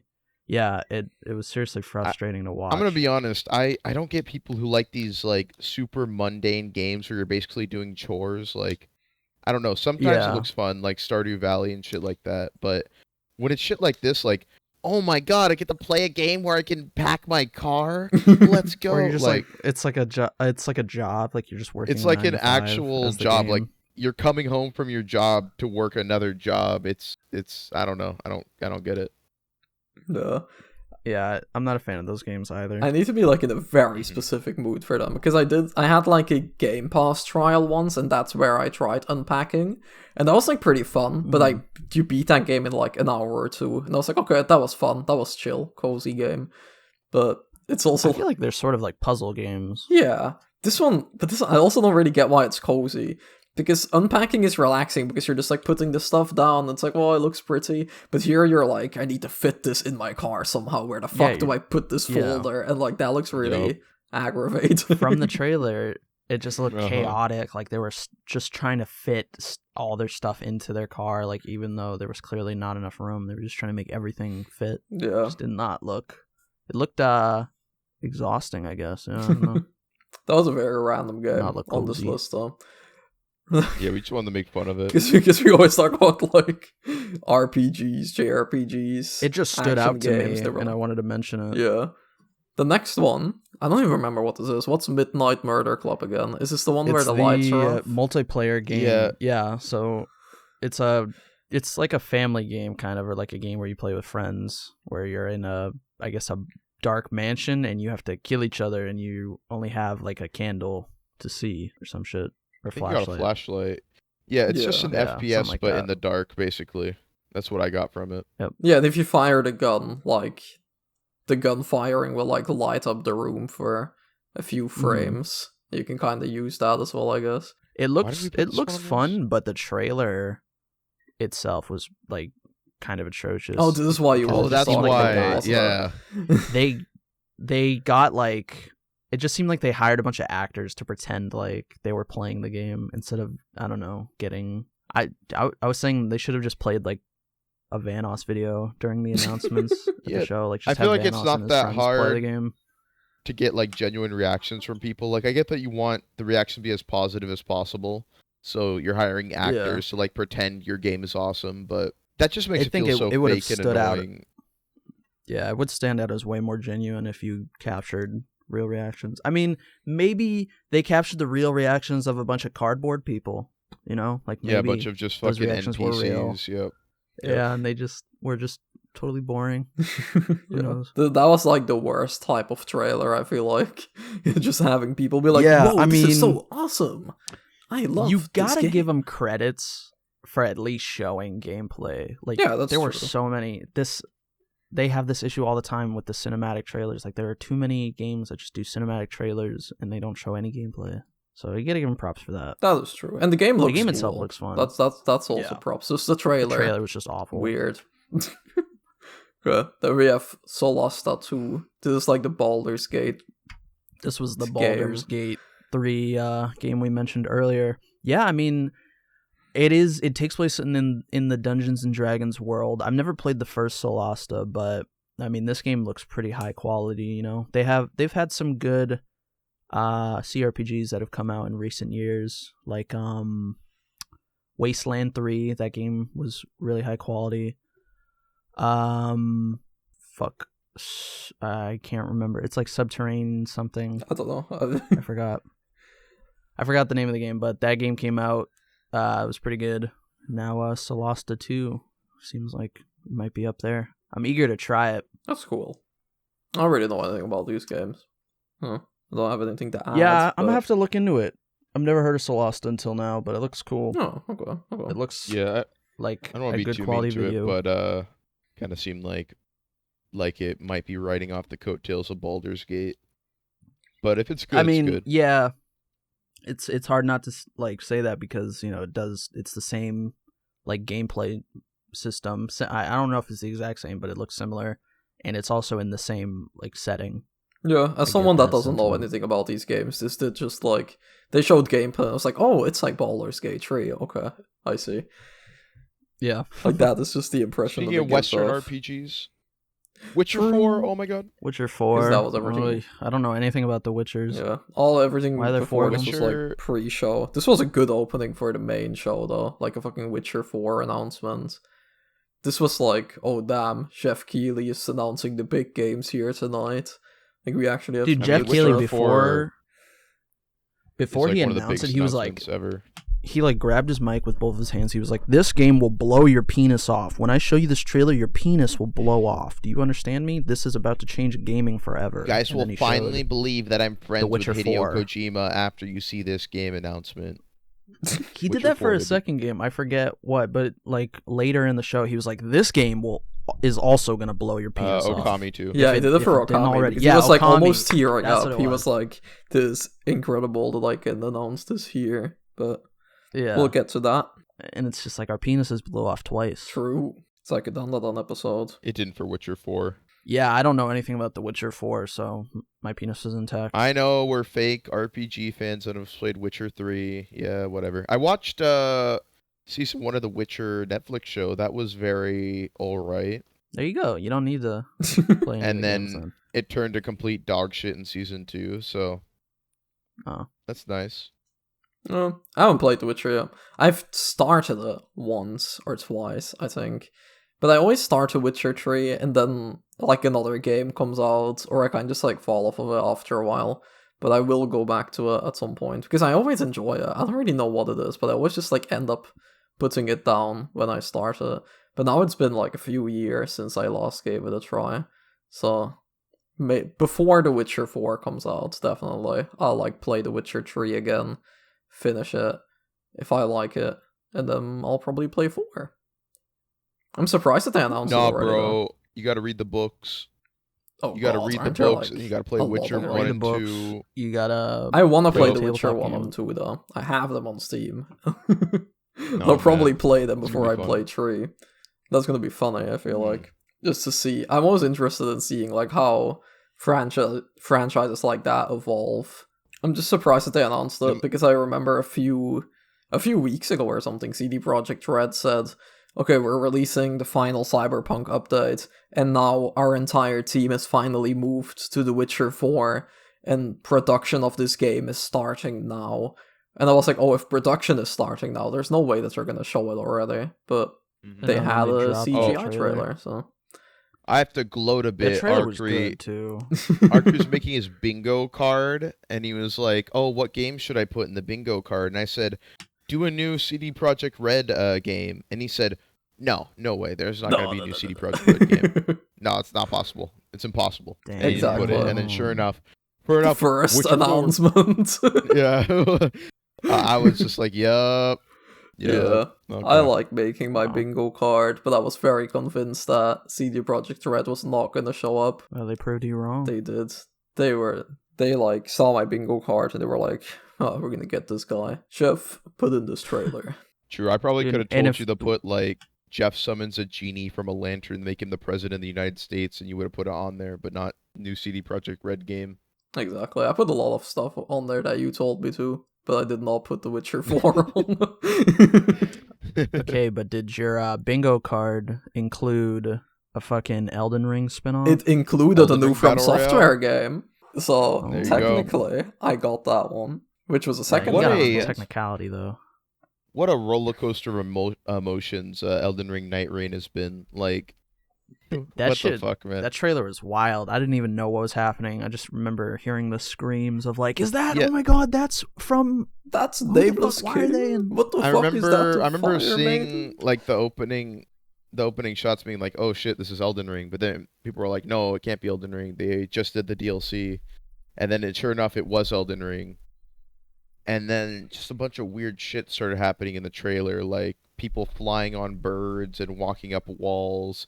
And then there was cameos from Dark Souls characters. There's fucking the Firekeeper and Nameless King. One of the playable And- characters looks like fucking Lady Maria from Bloodborne. One of the playable characters like Lady Maria. There's there's a bunch of like different tools and parries from Sekiro. Like, I was just like, what the fuck am I looking at right now? And I thought it was a normal DLC at first, so I thought like, wow, this is gonna have the craziest lore of all time. Like, Vadi Vidya is gonna be booked for the next 3 years trying to explain this shit. And then the devs came out and said that it's basically like Elden Ring multiplayer game. It's Yeah, it's non-canon. A spin-off title. Spin-off Yeah, title. it just seems like they co-op. wanted to do something purely for fun. Yeah. It has none of the mechanics of Elden Ring in it, really. Like, your leveling up is all automatic. Or it's not automatic, but you don't get to choose your stats You can or level anything. down as well. You can level down. You can equip any armor. You don't have to worry about equip load. Yeah, And it's you just also like have playable, a, like, you have preset characters. You're not going in there with your Elden Yup. Ring character. You have like 8 characters to choose from. Yeah, they had to really Sounds blend fun. down the formula to make it like multiplayer friendly, which, you know, if it's fun, it's fun. But I know a lot of FromSoft fans saw that shit and were just like, wow, FromSoft has lost their soul.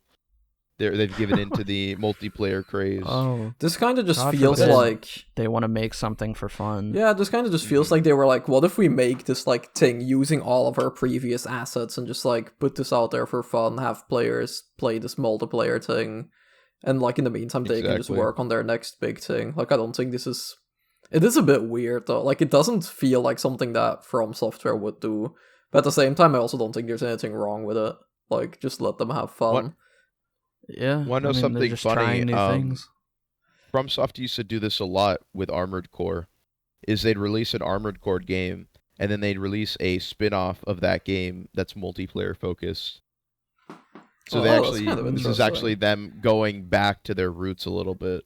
Oh, that's really cool. I didn't know that because I just know them from like the Souls games. Well, at first I was really excited for it because I thought it would be just a second DLC. And I was like, oh, more Elden Ring lore. But now I'm like, I'm still excited for it. I'll probably check it out, but I'm not that highly anticipating it anymore because it is Yep, just like a Godwin- multiplayer thing. Will not be there. Exactly. Well, I No think it's Godwin lore still. yet. I think it's still single player, isn't it? yeah, you can can play play it single by player. yourself. but- Player. I don't know. With the Souls It's not game, really I like. focused.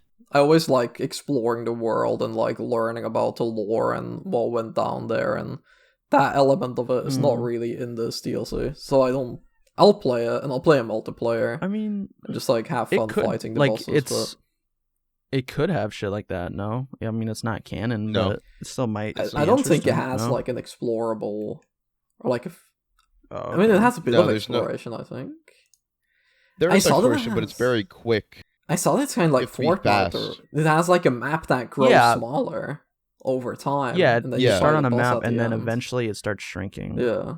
You have to try and get as many like armor pieces and weapons as possible within that like small time before you fight the boss. Yeah. That's pretty cool. Yeah, that sounds It's like cool. fun It's to do like with friends. they kind of found a way to do the battle royale formula, but like PvE, which is interesting. Mm. Yeah. Okay, Okay, from the but it's not as peak as Catley though. True. Catley, let's go. Catley.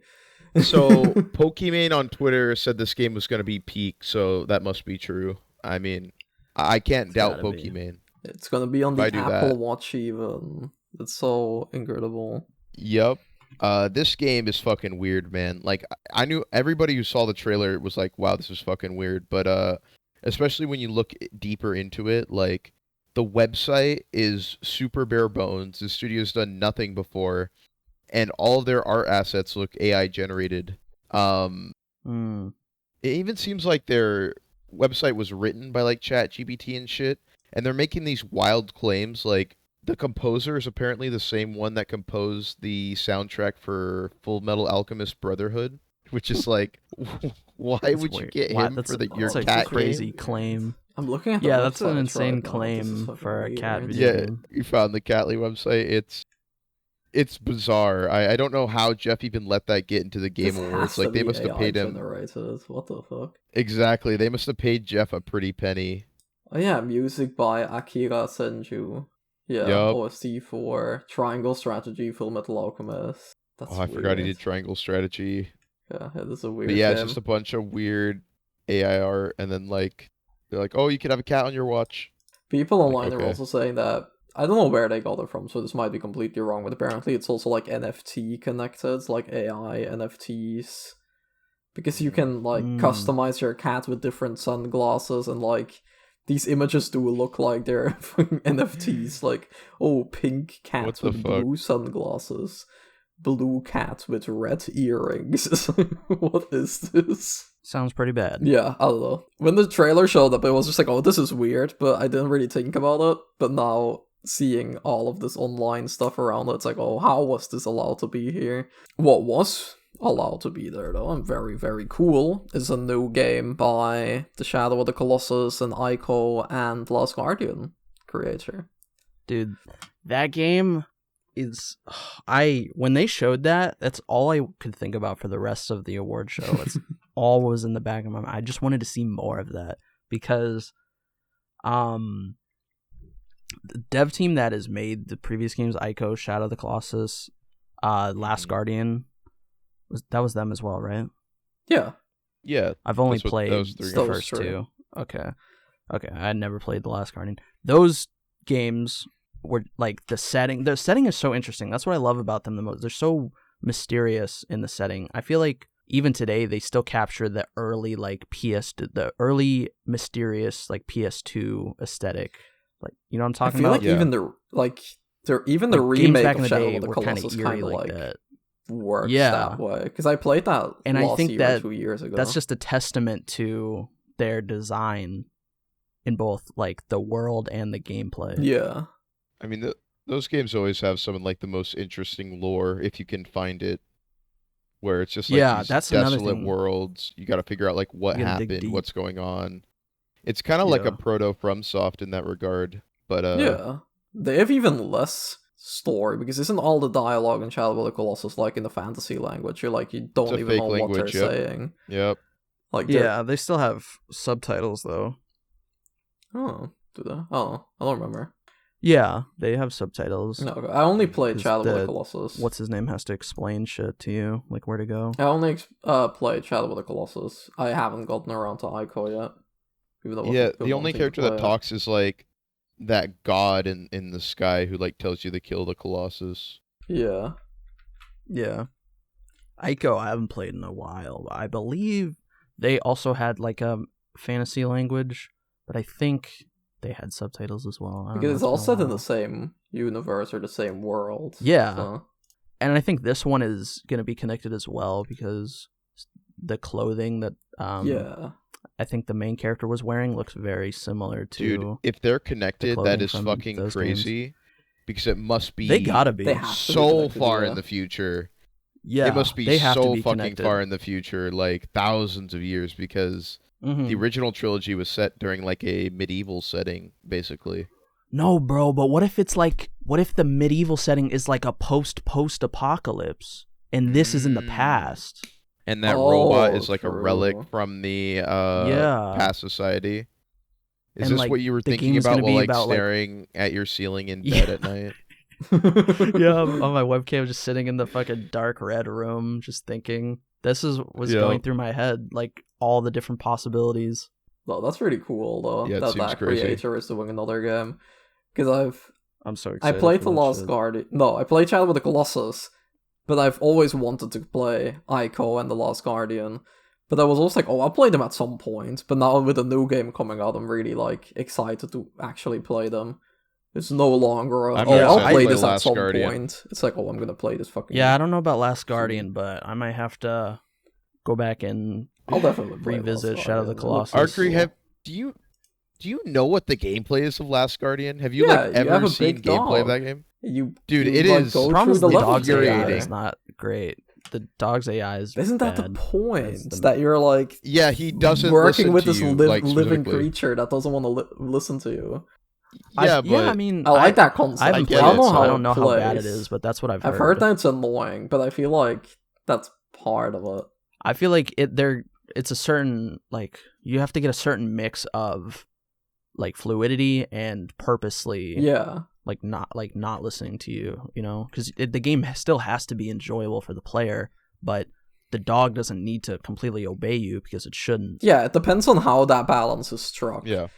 But I feel like everyone has like a different line of this is where I can still enjoy it and this is where it gets annoying for me. Yeah. So like I have heard the complaints about it, but I'm just wondering like is it actually that bad or are these just like complaints from people that find it annoying really quickly while I personally might have Complaints like from people. my line might be like the low a different tolerance place. stat. Yeah. Yeah, Like- some people are like, "Oh my god, this fucking mutt needs to listen to me. I'm tired of this shit. I need to get him a giant fucking shock collar." And other people are just like, "Oh, doggy, look at him, Dog. Hi, dog. It's the dog. dog." You know, that's Dog. cool. Okay, That's well- exciting. Let's not talk about Split Fiction for long. But No. it's a new game by the I don't It even Takes remember. Two guy. Oh yeah. and looks very cringe. I The don't thing- think it looks very Dude, I'm good at so- all. I think the most embarrassing part of that entire trailer was how often he was like swearing to make it seem like, oh yeah, like this game is so fucking cool and Oh, hip. like the developer. Like it was Yeah. the developer was doing Yeah, that, then and it then was also just during a the penis trailer game. he had voiceovers that Yeah. it was the same shit. I think he's like and I thought that was kind of because embarrassing. once I think when he won It Takes Two, or like when he showed off It Takes Two for the first time, he screamed like "fuck the Oscars," and that kind of became a bit. So now he's like, "Oh, I'm the guy that Yep. swears."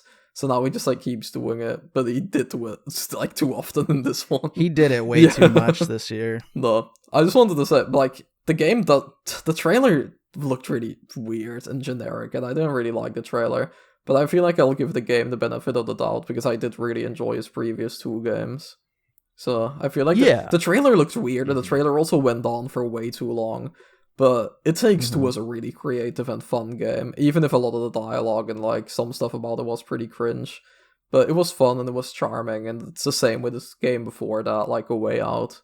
So I feel like this game, I don't really see how this game can be terrible, considering that the previous games have always been fun. Yeah, I didn't Yeah, think it was I'm gonna very be terrible, mixed but on. I'm very mixed on this game because I have played the previous two games that were released by this studio, and they gameplay wise they're amazing, and both of the settings were really interesting Yeah. as well as their stories. But this one just looks so. It looks like Conquered. It looks like the video game Conquered, basically. The setting... Like the designs of the characters. yeah, the character designs are settings, weird. the story, the performance of like said characters just Yeah. did not look interesting at all. Well, I can see it turning out pretty well just because of his previous games, and like gameplay-wise it'll be really solid, but Mhm. it is true that like characters and setting-wise it hasn't really interested me at all. Like, I kind of completely forgot about it until we were making this list. Even the name is kind of Split generic. Fiction. I feel like Oh Split my Fiction. God. I almost thought it was the, what was it, Splitgate? Didn't they show off Splitgate 2? Oh, yeah. I think it was. I almost thought it was that. I thought it was that game for People a were like, second. what? They're I'm like, back? why are we talking about this? At I'll probably watch it. least it didn't look as bad as Borderlands 4, I would say. Oh my Yeah. god. Borderlands 4 is so 4, soulless, bruh. Bro, Oh, I man. didn't think it could get any worse, but it did. Like, at least Borderlands 3 was Dude. still kind of interesting. I mean, the Vault weird like Hunters robot. Look like NPCs. The Vault Hunters are so generic, bro. They're the Vault so Hunters bad. were the worst part of that trailer. They like there were no like non-human Vault Hunters in that, which is kind of like a staple at this point. I feel like it to include at least one non-human. But Mhm. most importantly, there wasn't a single siren. Every Borderlands game, you have the option of playing at least one siren, and unless that shit was hidden, and I am dumb, maybe I'm dumb, but I didn't see no siren among the playable cast. So this shit is Borderlands 4 is tweaking. I mean, their last did game have a was pretty few- bad too. 3 wasn't great, and then I don't expect 3 this was to not be the any better. best, but it still did good things. But yeah, Mhm. I didn't think it could get any You worse. think this But is the ending Borderlands of 4 is kind of Borderlands? interesting. I don't know. Dude, especially Maybe. after that movie. Oh my fucking god. So at Comic-Con they had a entire bar rented out just to advertise Borderlands. And there was like a bunch of cosplayers in Borderlands cosplay. They had a Dunk the Psycho game where you could throw a ball and try and dunk a guy dressed as the Borderlands Psycho into water or whatever. And they were giving out Mhm. free drinks at the bar. Like if you were a Comic-Con attendant, you just go in there and get free drinks. So they must have spent a fucking Damn. fortune on that. And I remember telling my friend, I was like, hey, this is a lot for a movie that's gonna make $0. And sure enough, it was the worst movie of last year, or worst movie this year. I mean, just like a complete waste of fucking money. And yeah, they're desperate for Borderlands 4 to do well, I feel like, and I don't know if it will. I feel like Borderlands 4, the trailer had some cool ideas, like that big robot thing that was like mind controlling. I feel like that could be a unique antagonist. I've never seen it before, but I mean, I don't know, man. I didn't like fucking anything else in that trailer, so Yeah. I'm a bit nervous. And I guess after Borderlands 3 and after the movie and stuff, they kind of need to win players back, but that wasn't it. Yeah. I don't think it's it, bro. I mean, like Max said, look at the playable characters, Oh. man. Like, You know what else they did? They did Tiny Like, what Tina's the fuck? Wonderland. That's another fucking cringe game. oh yeah. Oh, was that bad? I haven't Tiny really Tina's heard anything about that. Wonderland was, I think It's it was a just, spin-off, yeah. I think it was just remarkably mid. Oh, come on. Mhm. Yeah. Clive and Never played it Tekken. either, but Yeah. oh my god, I'm buying Tekken right now. True, I am buying Tekken 8 right now so I could play Clive for 3 minutes and then get frustrated because everyone's better than me and stop playing forever. Yep, exactly. It's cool though. I mean, it's always fun when fighting games bring in characters from other IPs, especially when they're like other gaming franchises that are like vastly different from them. Yeah, it's really funny Yeah, to see Tifa. Clive standing in the middle of New York.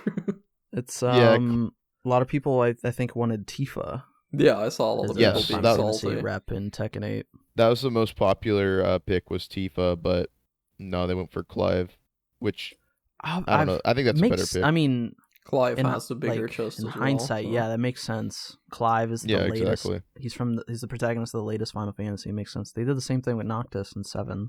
They put Noctis in Tekken 7. I think they should have just put Torgal in the game and not Clive, but you know, who am I to True. decide these things? They should make an action adventure game where you are Clive and then you turn into Torgal and then you have an imp sidekick Oh there's the yeah, Twilight Realm. Oh, and you have Yeah. to stop it. And then there's like the antagonist Xanth, who's actually working. Damn, that for sounds a lot Ganondorf. like another game that I haven't played. No, no, it sounds no, pretty unique I to just me. came up with that. I just came up with that. Yeah, I don't think that's been done before. imagine if they got like Nintendo to make it. That'd be awesome. I don't know. They're good at the cartoony baby games. I don't know if they can make a scary game.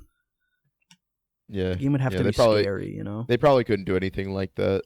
Anyways, new Virtua Fighter. True. Oh my god, another fighting game. I don't know. The only thing I really have to say about this is that it's really interesting that RGG Studios is making a fighting game.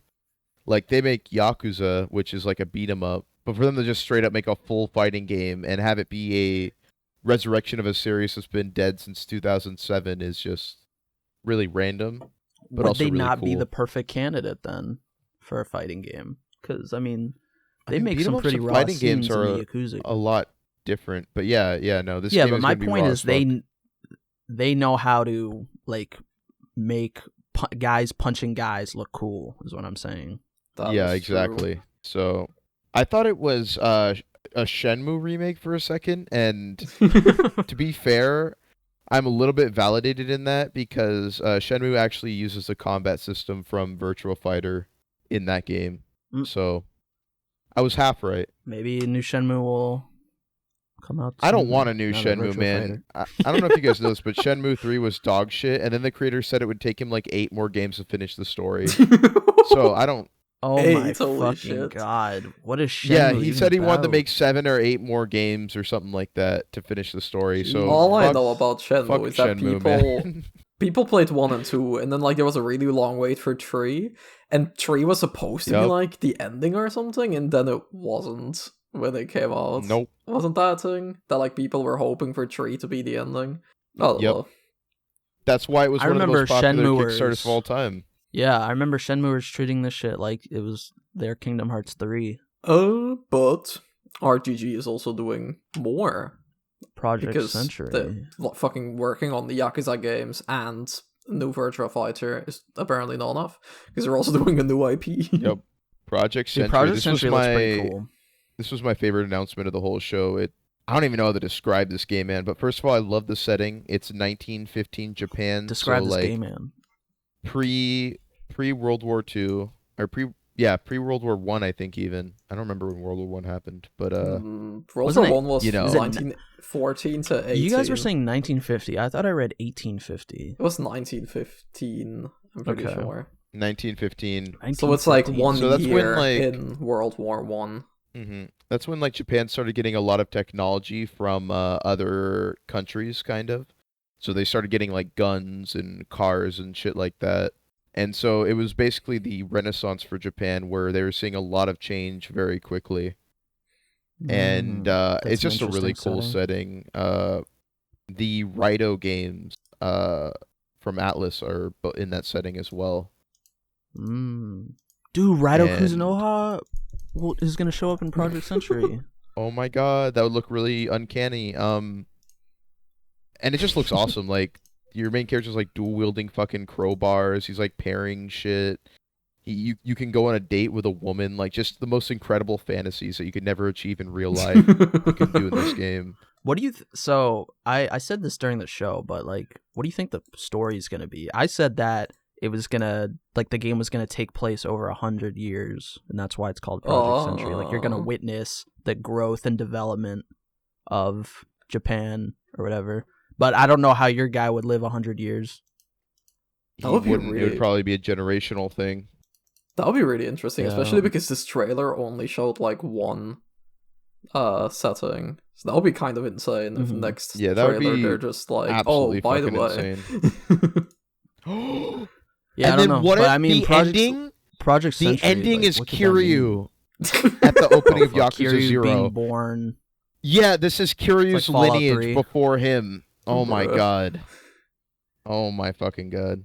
That'd be so insane. Dude. Oh, people are actually It's all thinking just this. I'm reading prequels. like an article about it, and it's like a popular fan theory right now is that Project Century could be an origin story showcasing the formation of the Omi Alliance, which was founded around the Oh my time God. that That's pretty- Century is set. That would make sense, though. Like, that's not a crazy No, that's theory kind of- to believe in. It's just interesting that we've had this like one trailer and it's like being advertised as a new IP, and it would be Dude. really insane if that's like revealed to actually It- be part of Like a Dragon. Or It doesn't have a Yakuza. name yet. It doesn't have a name yet, so what if the name gets revealed it's like Yakuza Origins?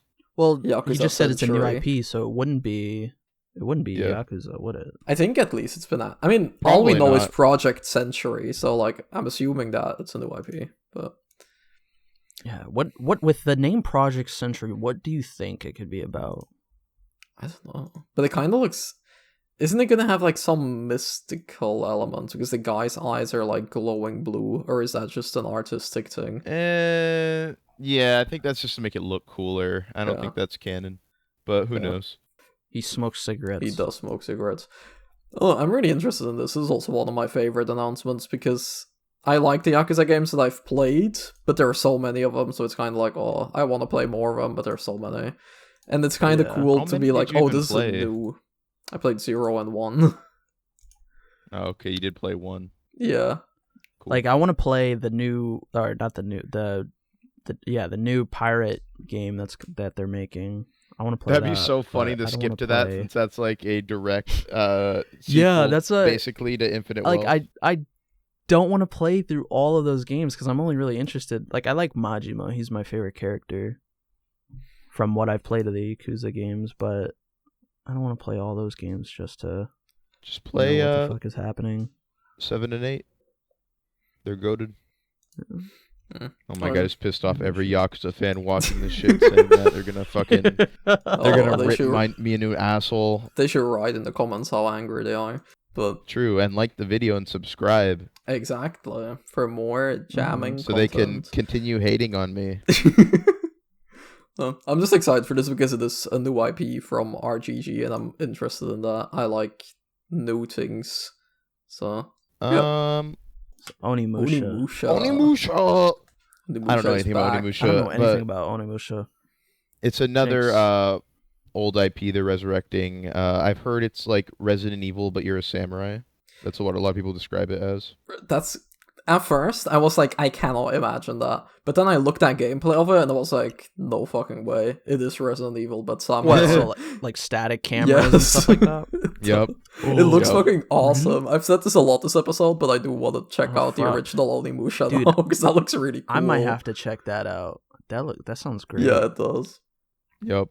A lot of people love that series, but they stopped making them, and then Capcom was like, "Nah, we got one more in us," and now they're making new Onimusha. Yeah, Capcom made a statement Capcom that said they're that like they reviving IPs or something.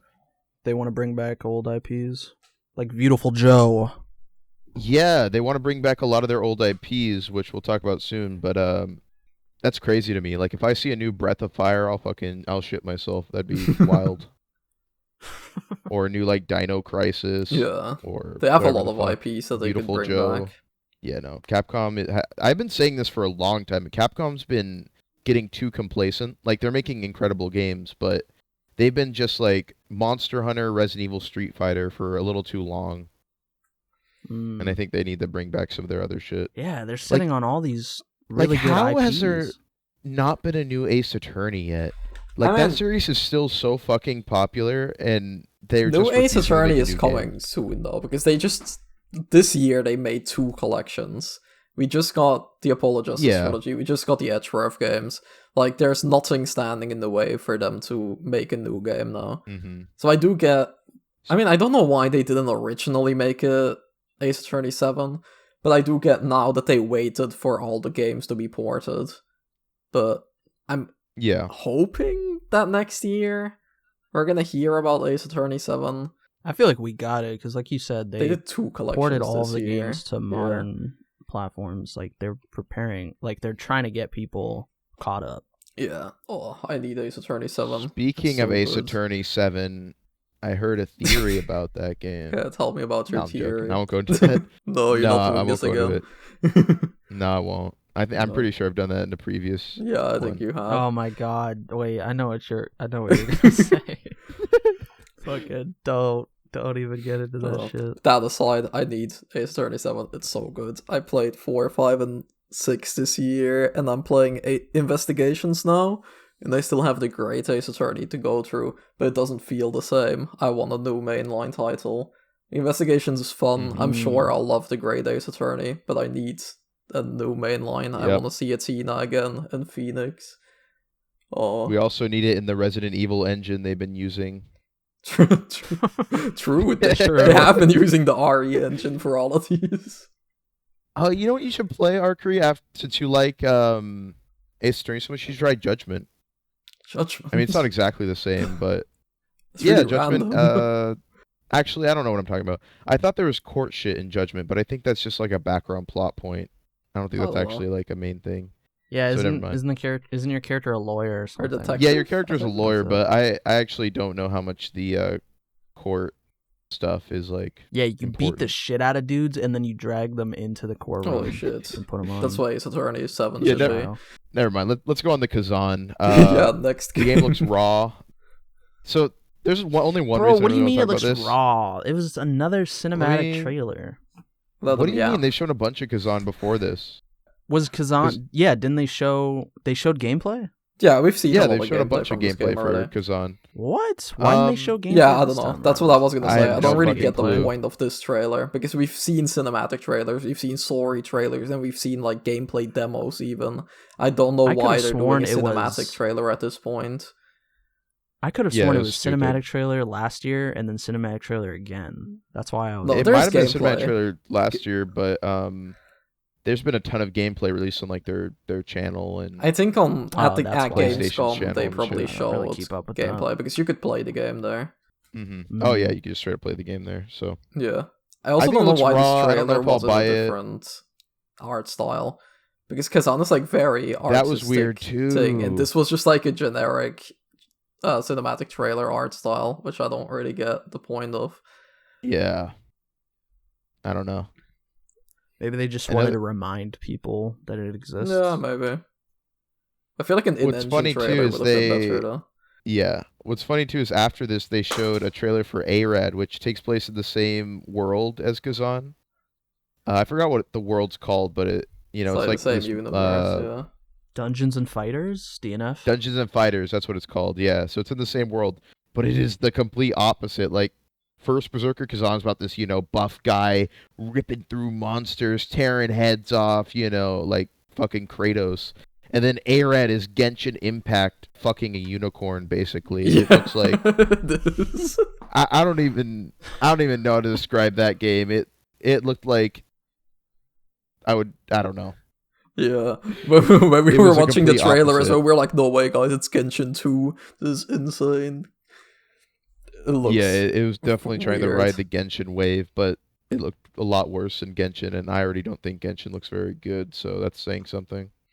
Yeah, there are a lot of Genshin clones coming out. Like we had the Wuthering Waves. Now we have this. Like, Yeah, Wuthering Waves was actually successful, surprisingly, but I think this one's gonna bomb hard. I don't see anyone being like, oh, I can't wait to hop on some ARAD. Like, no. I mean, I thought the same with Wuthering Waves. So I was like, I don't really see this game being that big because at Gamescom last year, I Mhm. think they had a really big booth, and I was like, oh, this is I don't know, like this looks basically the same. I don't see why players from Genshin would switch to this or something, but it's big now, so that's nice for them. Yeah, I don't know what Wuthering Waves does different exactly, but yeah, I know they they did have some something different right. like parkour mechanics and some different combat stuff, but I don't know.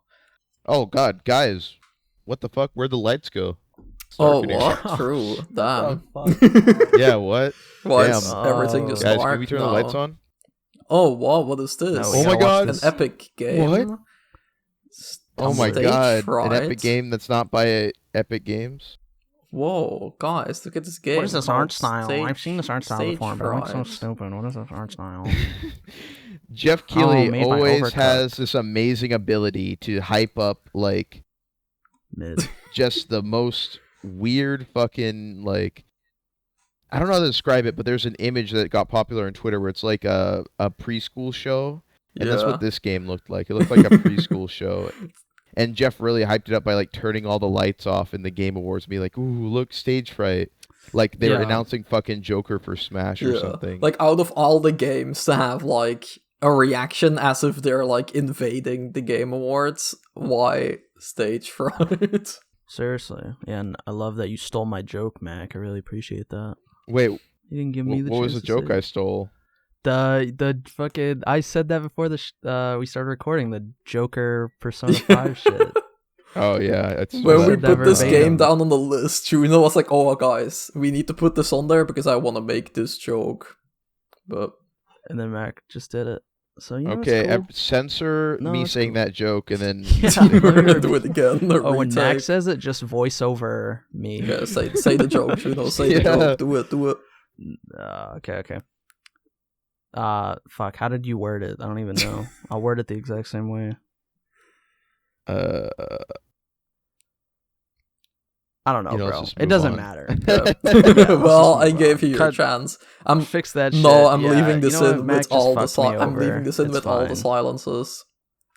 Deal with it. Yeah. Thanks a lot, Mac.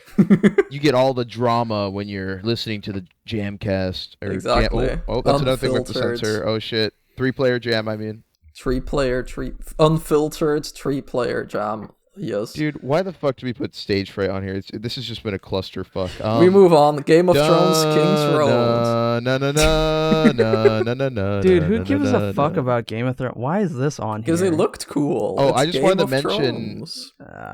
It looked cool Shut because I up. think everyone who's a fan of Game of Thrones kind of wants like a open world, maybe not open world, but like an RPG Game of Thrones game. Open you world know? would be kind of cool to like explore Yeah, different yeah. lands and Yeah, a lot of people want that, and that's what I thought this was, so I was hyped for it. And then I looked at what platforms it's on, and it's coming to only Android and iOS, and that's when I was like, well, fuck. that's so weird. I- It's all crazy my 'cause hype it looks is so dead. good. It looks really good for a mobile game. Why do all Yeah, of these like Netmarble is pretty advanced. why do all of these like TV show tie-in games always are like mobile?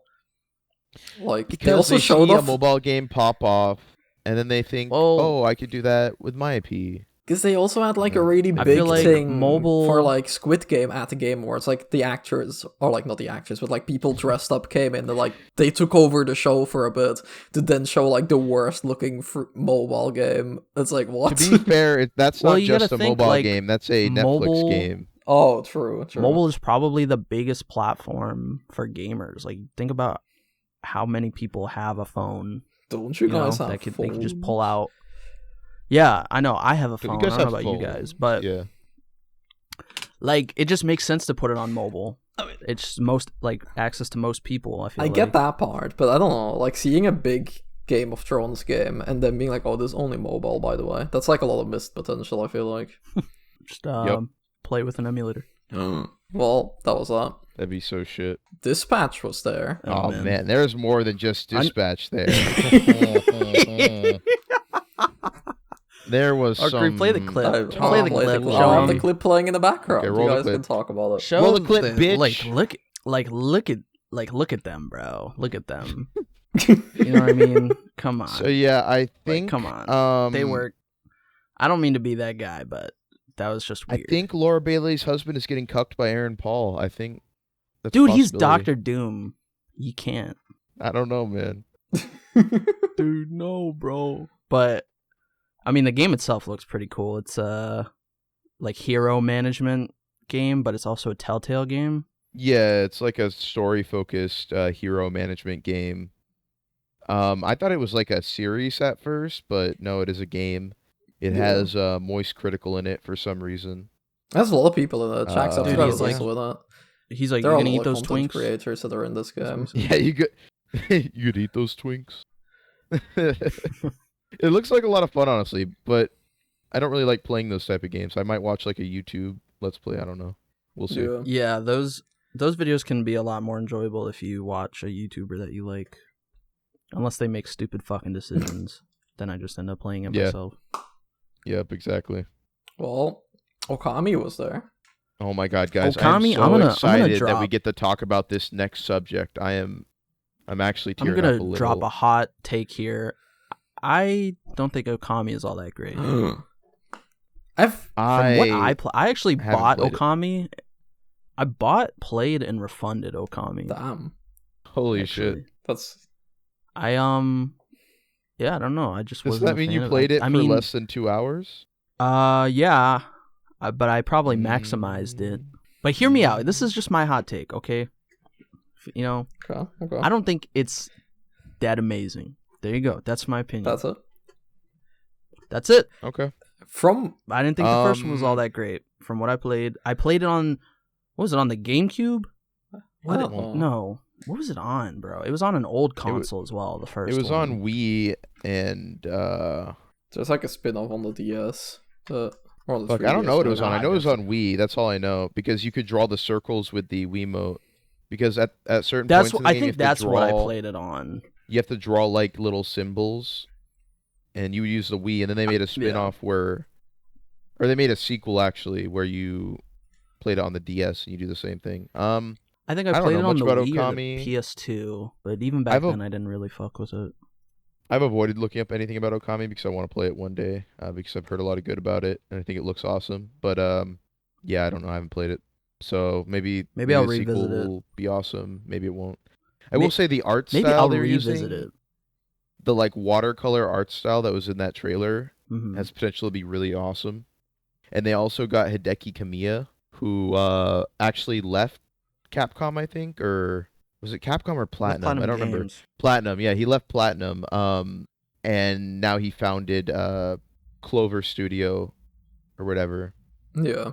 And he's working on Okami, so that's awesome. I was gonna say maybe I'll try Okami again just to double down on the fact that I don't like it, so I can come back here and tell you guys. You can be a hater with more dedication. To the audience at home that Okami is mid. You can't see it, but I'm flipping off my screen right now with both hands. Okay. Holy shit. That's what I think of Okami. I mean, it goes on. I've sale just for decided like I'm an $4, Okami so. hater. No, the game itself is really pretty. It is really pretty.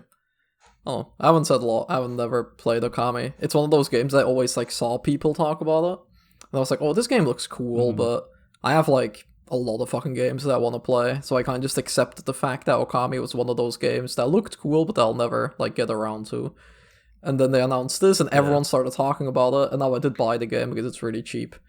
But it's really interesting that you say that it's not that good, because before the sequel got announced, everyone, or like everything that I've seen about it is like really, really positive, and it's like, wow, incredible game.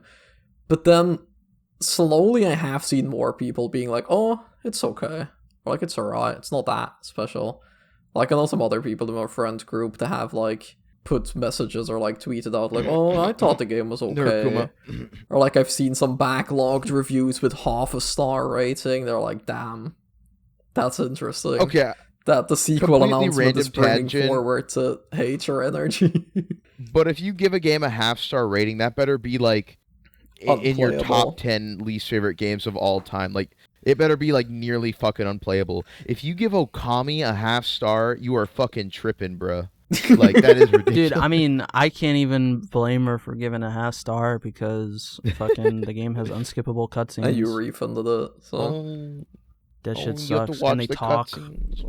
Yeah, they talk so slow, and it's just fucking like, bro. Like But I'm a look, dog. they're doggy, bro, doggy, I'm a dog game. dog. No, doggy. fuck that shit, and fuck you. Well, Crimson Oh. Desert exists, so they can prove it's still a real game for the tax write-off. They didn't really show Desert is anything new still though. a So really weird game. It's still What the even is that? every game. Crimson Desert is every video game combined Oh, into yeah. one. Like the original trailer they showed for that was like had so many different mechanics from so many different games. It looked like Witcher 3, it looked like Nier, it looked like Breath of the Wild. They it had the looked Sky like- Islands of Tears of the Kingdom. You had the fucking Sky You Island. had like parkour, like in was Assassin's so- Creed. And I was like, Yup. It was so bizarre. But it drew me towards the game because, I mean, obviously, if they do all that shit well, like those other games do, then it's going to be a good game. So, we'll see. I I don't feel know, like the bro. game's gonna be a fucking mess. Like even if everything like works Oh, yeah. well, I feel like how can you make all of those things and then have it like as a coherent experience that makes sense within the world and everything? Like that game is just Not only weird. that, but have it be memorable. Yeah, as true. well. That Yeah. also. I don't know. I just think it was funny, so I'm slightly interested, but we'll see. Maybe they're cooking. The main character's name is Macduff. Interesting. This isn't real. This is on the fandom wiki. I McDuff. don't know what the Oh, fandom wiki. I don't think the main character has Yeah, a name because I think it's like your own playable MACDUFF character. Macduff. But I don't know, bro. Jeff Keighley ended the show within the Speaking of YP. dogs, let's talk about a The naughty dog. Ooh. Intergalactic. It might be That good. game I looks don't know. pretty cool, actually. That's I'm pretty interesting. 50-50 on it. It's still a CGI trailer, so we don't know that much about it. We just know the setting and the vibes. But Actually, I'm not a fan of every character being like a real life actor. I think it. I don't really like that. I mean, it worked for Death Stranding. Yeah, exactly. So That was always it is that's what what I it was also thinking. I feel like it could work. I think depending on the cast, yeah, it could work. Well, don't speaking know. of the cast, From what they fucking show- Lalo from Better Call Saul's there, so that's gonna be immaculate. That's gonna be beautiful. Dude, apparently, I He haven't is seen in that it. though. I don't know about the rest of the cast. I know the main character is a pretty famous actress. I don't really remember what she's from though. Fucking what's his name? That she was like hunting in the trailer. I recognize. Oh him. I yeah, forget his he was a name. famous actor too. I forgot what his name was. Yeah, a lot of actors. But yeah, Lalo. Woo! And a lot of product placements as well. Because the trailer started and I was like, oh, this is Naughty Dog. But then they showed like that the spaceship was made by Showed a Porsche. And I was Porsche like, wait, spaceship. what? Porsche? Yeah. And then there's like Adidas. And then they did a really long thing about Sony of like her playing music through Sony music player. And I was like, oh, okay, this is Naughty Dog. Yeah, I actually like the Porsche ad because it's kind of funny to think like not in the future because it takes place. I don't even know the setting of this game. Is it in the future? They said that it's like it's an alternate universe. It's like retro futurism. It's an alternate Alternate universe universe, where okay. like technology made a very big leap in like the early 1900s or something. That makes sense. Gotcha. Yeah, because it has a lot of design aesthetics from that Yeah. era, but it's futuristic. It actually makes sense that they got the brands they did for that trailer because I No, think it fits the aesthetic well. so I What? was gonna. Really? I was half The agreeing. The shoes didn't so fit that well. I think the feel like. Porsche was cool. I think the Porsche ad The was cool because Adidas, it's like really? I thought the Adidas fit. the idea that Porsche, is making spaceships in this alternate future. That's funny, But then the Adidas and the Sony, it's just like that's when it just But felt like an Sony- ad, Sony makes like music players and shit though. Yeah, and it's like it's a Sony Yeah. game, so I feel like Sony works. Okay, apparently. Yeah, I guess Sony only was- the Adidas then felt. Sony like- was widely like, oh, I popular see. for I think Adidas as well. Those were both pretty popular back in the day, those brands. You could think like a Sony Walkman. Still you is. know, like yeah, but I'm saying like even like I'm saying they're even more popular back then. Okay. I feel like Adidas is I don't know. I personally think True. all the brands they had in that trailer fit extremely Fair well. enough. For the I think they aesthetics could they're have trying to gone accomplish. further. I think she should have drank a crisp Pepsi drink and then She should have had a opened up bottle of bag Prime on the of- dashboard. Yeah, open up a nice lunchly. Oh god. Yep. Some Mr. Beast chocolate. Get That's some she should have been mold. hunting Mr. Beast. When she That would pulled be up like the incredible. Target, it's just He's Mr. like Beast's a rogue face. Mr. Beast. He's invested his money into like fucking weapons and shit. Mhm. I But think yeah, it looks Intergalactic seems like it could be good. It What if it's like Star Wars? What's that? Not Rogue One. Star Wars Rogues or whatever the fuck. I have no idea. That game that came out. show. that Oh, everyone said was shit. Outlaws. Oh, Outlaws. Outlaw. Thank It's gonna you. be Outlaws Well, for it's not good. Ubisoft, Rogue One so- is the movie. What if it's like that? Like you're a bounty hunter. You like are a space bounty hunter, I'm pretty sure. I think they said that you're a bounty Yeah. hunter. Yeah, but what if it's like Um, Outlaw? Like you go and explore different planets and shit, right? What if it's like that big? That would be interesting. Like that's what I'm I'm imagining assu- it to be. I guess I'm it would imagining be, it just as Because you have like space a travel good and Star stuff. Wars outlaw. That's what it looks like to me. Good. how Star Wars long outlaw. after Outlaw. Intergalactic comes out do you think we'll get Intergalactic remastered? 2 years. 2 years? Yeah. Well, okay. yeah, for when it gets put on PC. Exactly. PS6. If it- is it an or exclusive? PC, Yeah, it's an exclusive. It's a Naughty Dog game, so Okay, there you go. In 2 years, when we get it on Yup. PC, they'll remaster it. I think it Nice. looks cool.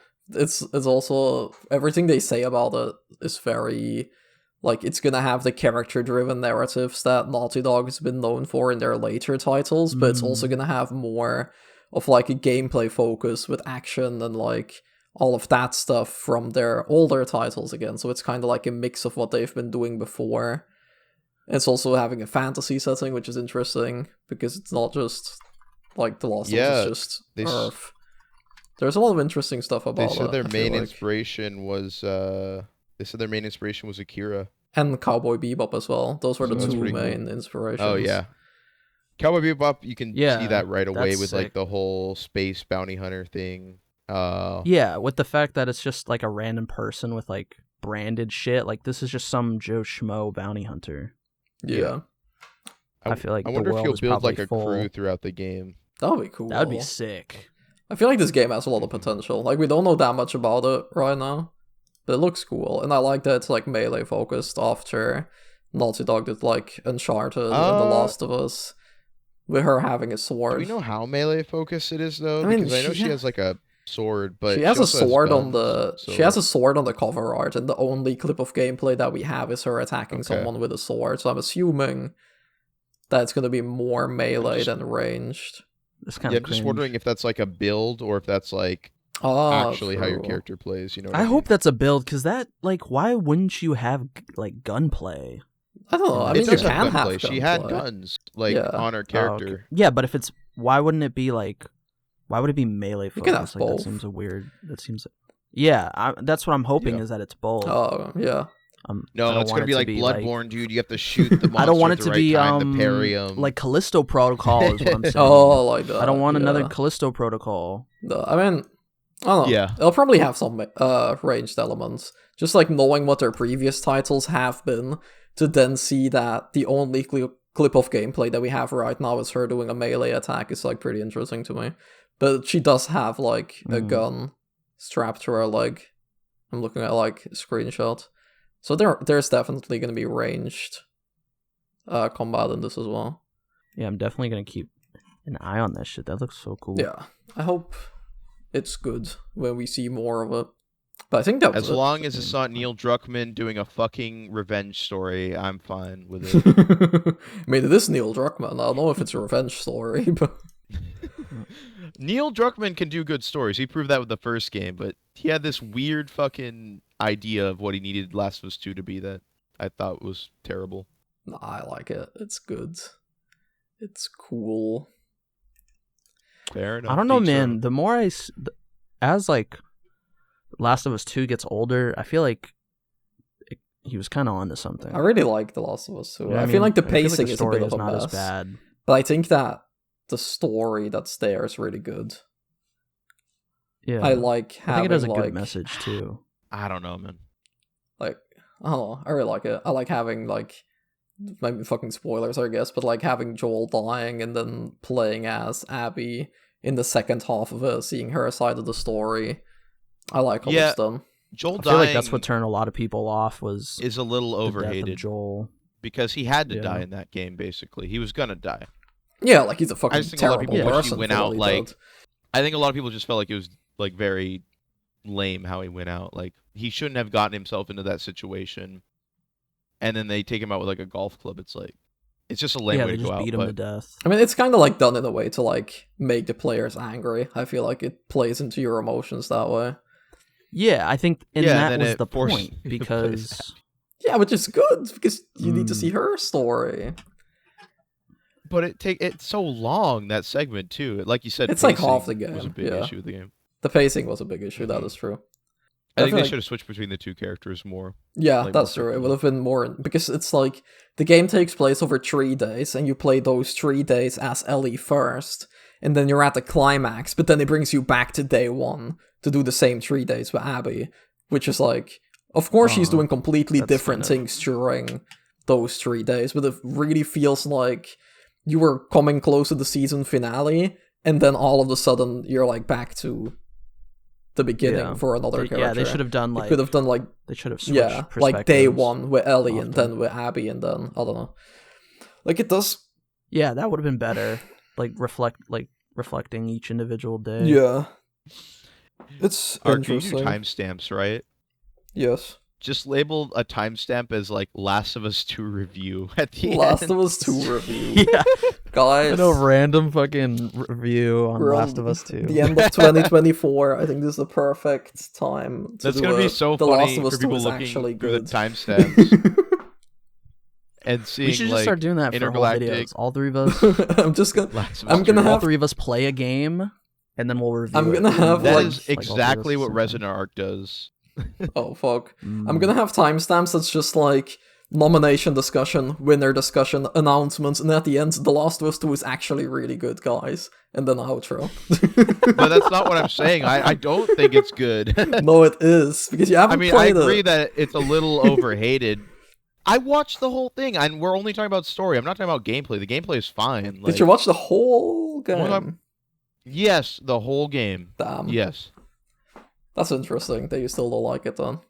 I thought you just like saw clips and like saw the leaks and stuff. No, the whole story. I liked The Last of Us 1 story, which is another game I watched because I only cared about the story, and I liked it a lot.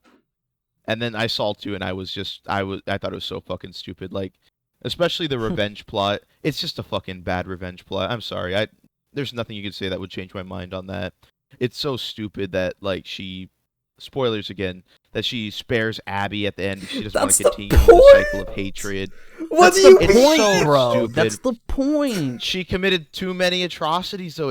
It's so lame. But literally- all killing She literally her bit would have off just. her fucking fingers at the end. But that's the Like, fucking Bro, point. you don't. If she killed Abby, somebody would have just come after her, bro. Yeah, the point is that the cycle has cycle to would have stop never at just some ended. point. The cycle would have never ended if one of them didn't just step up and be the bigger person. No. And Abby could have killed that's- Ellie as I don't well. like it. They both left each other live because they understood the plot.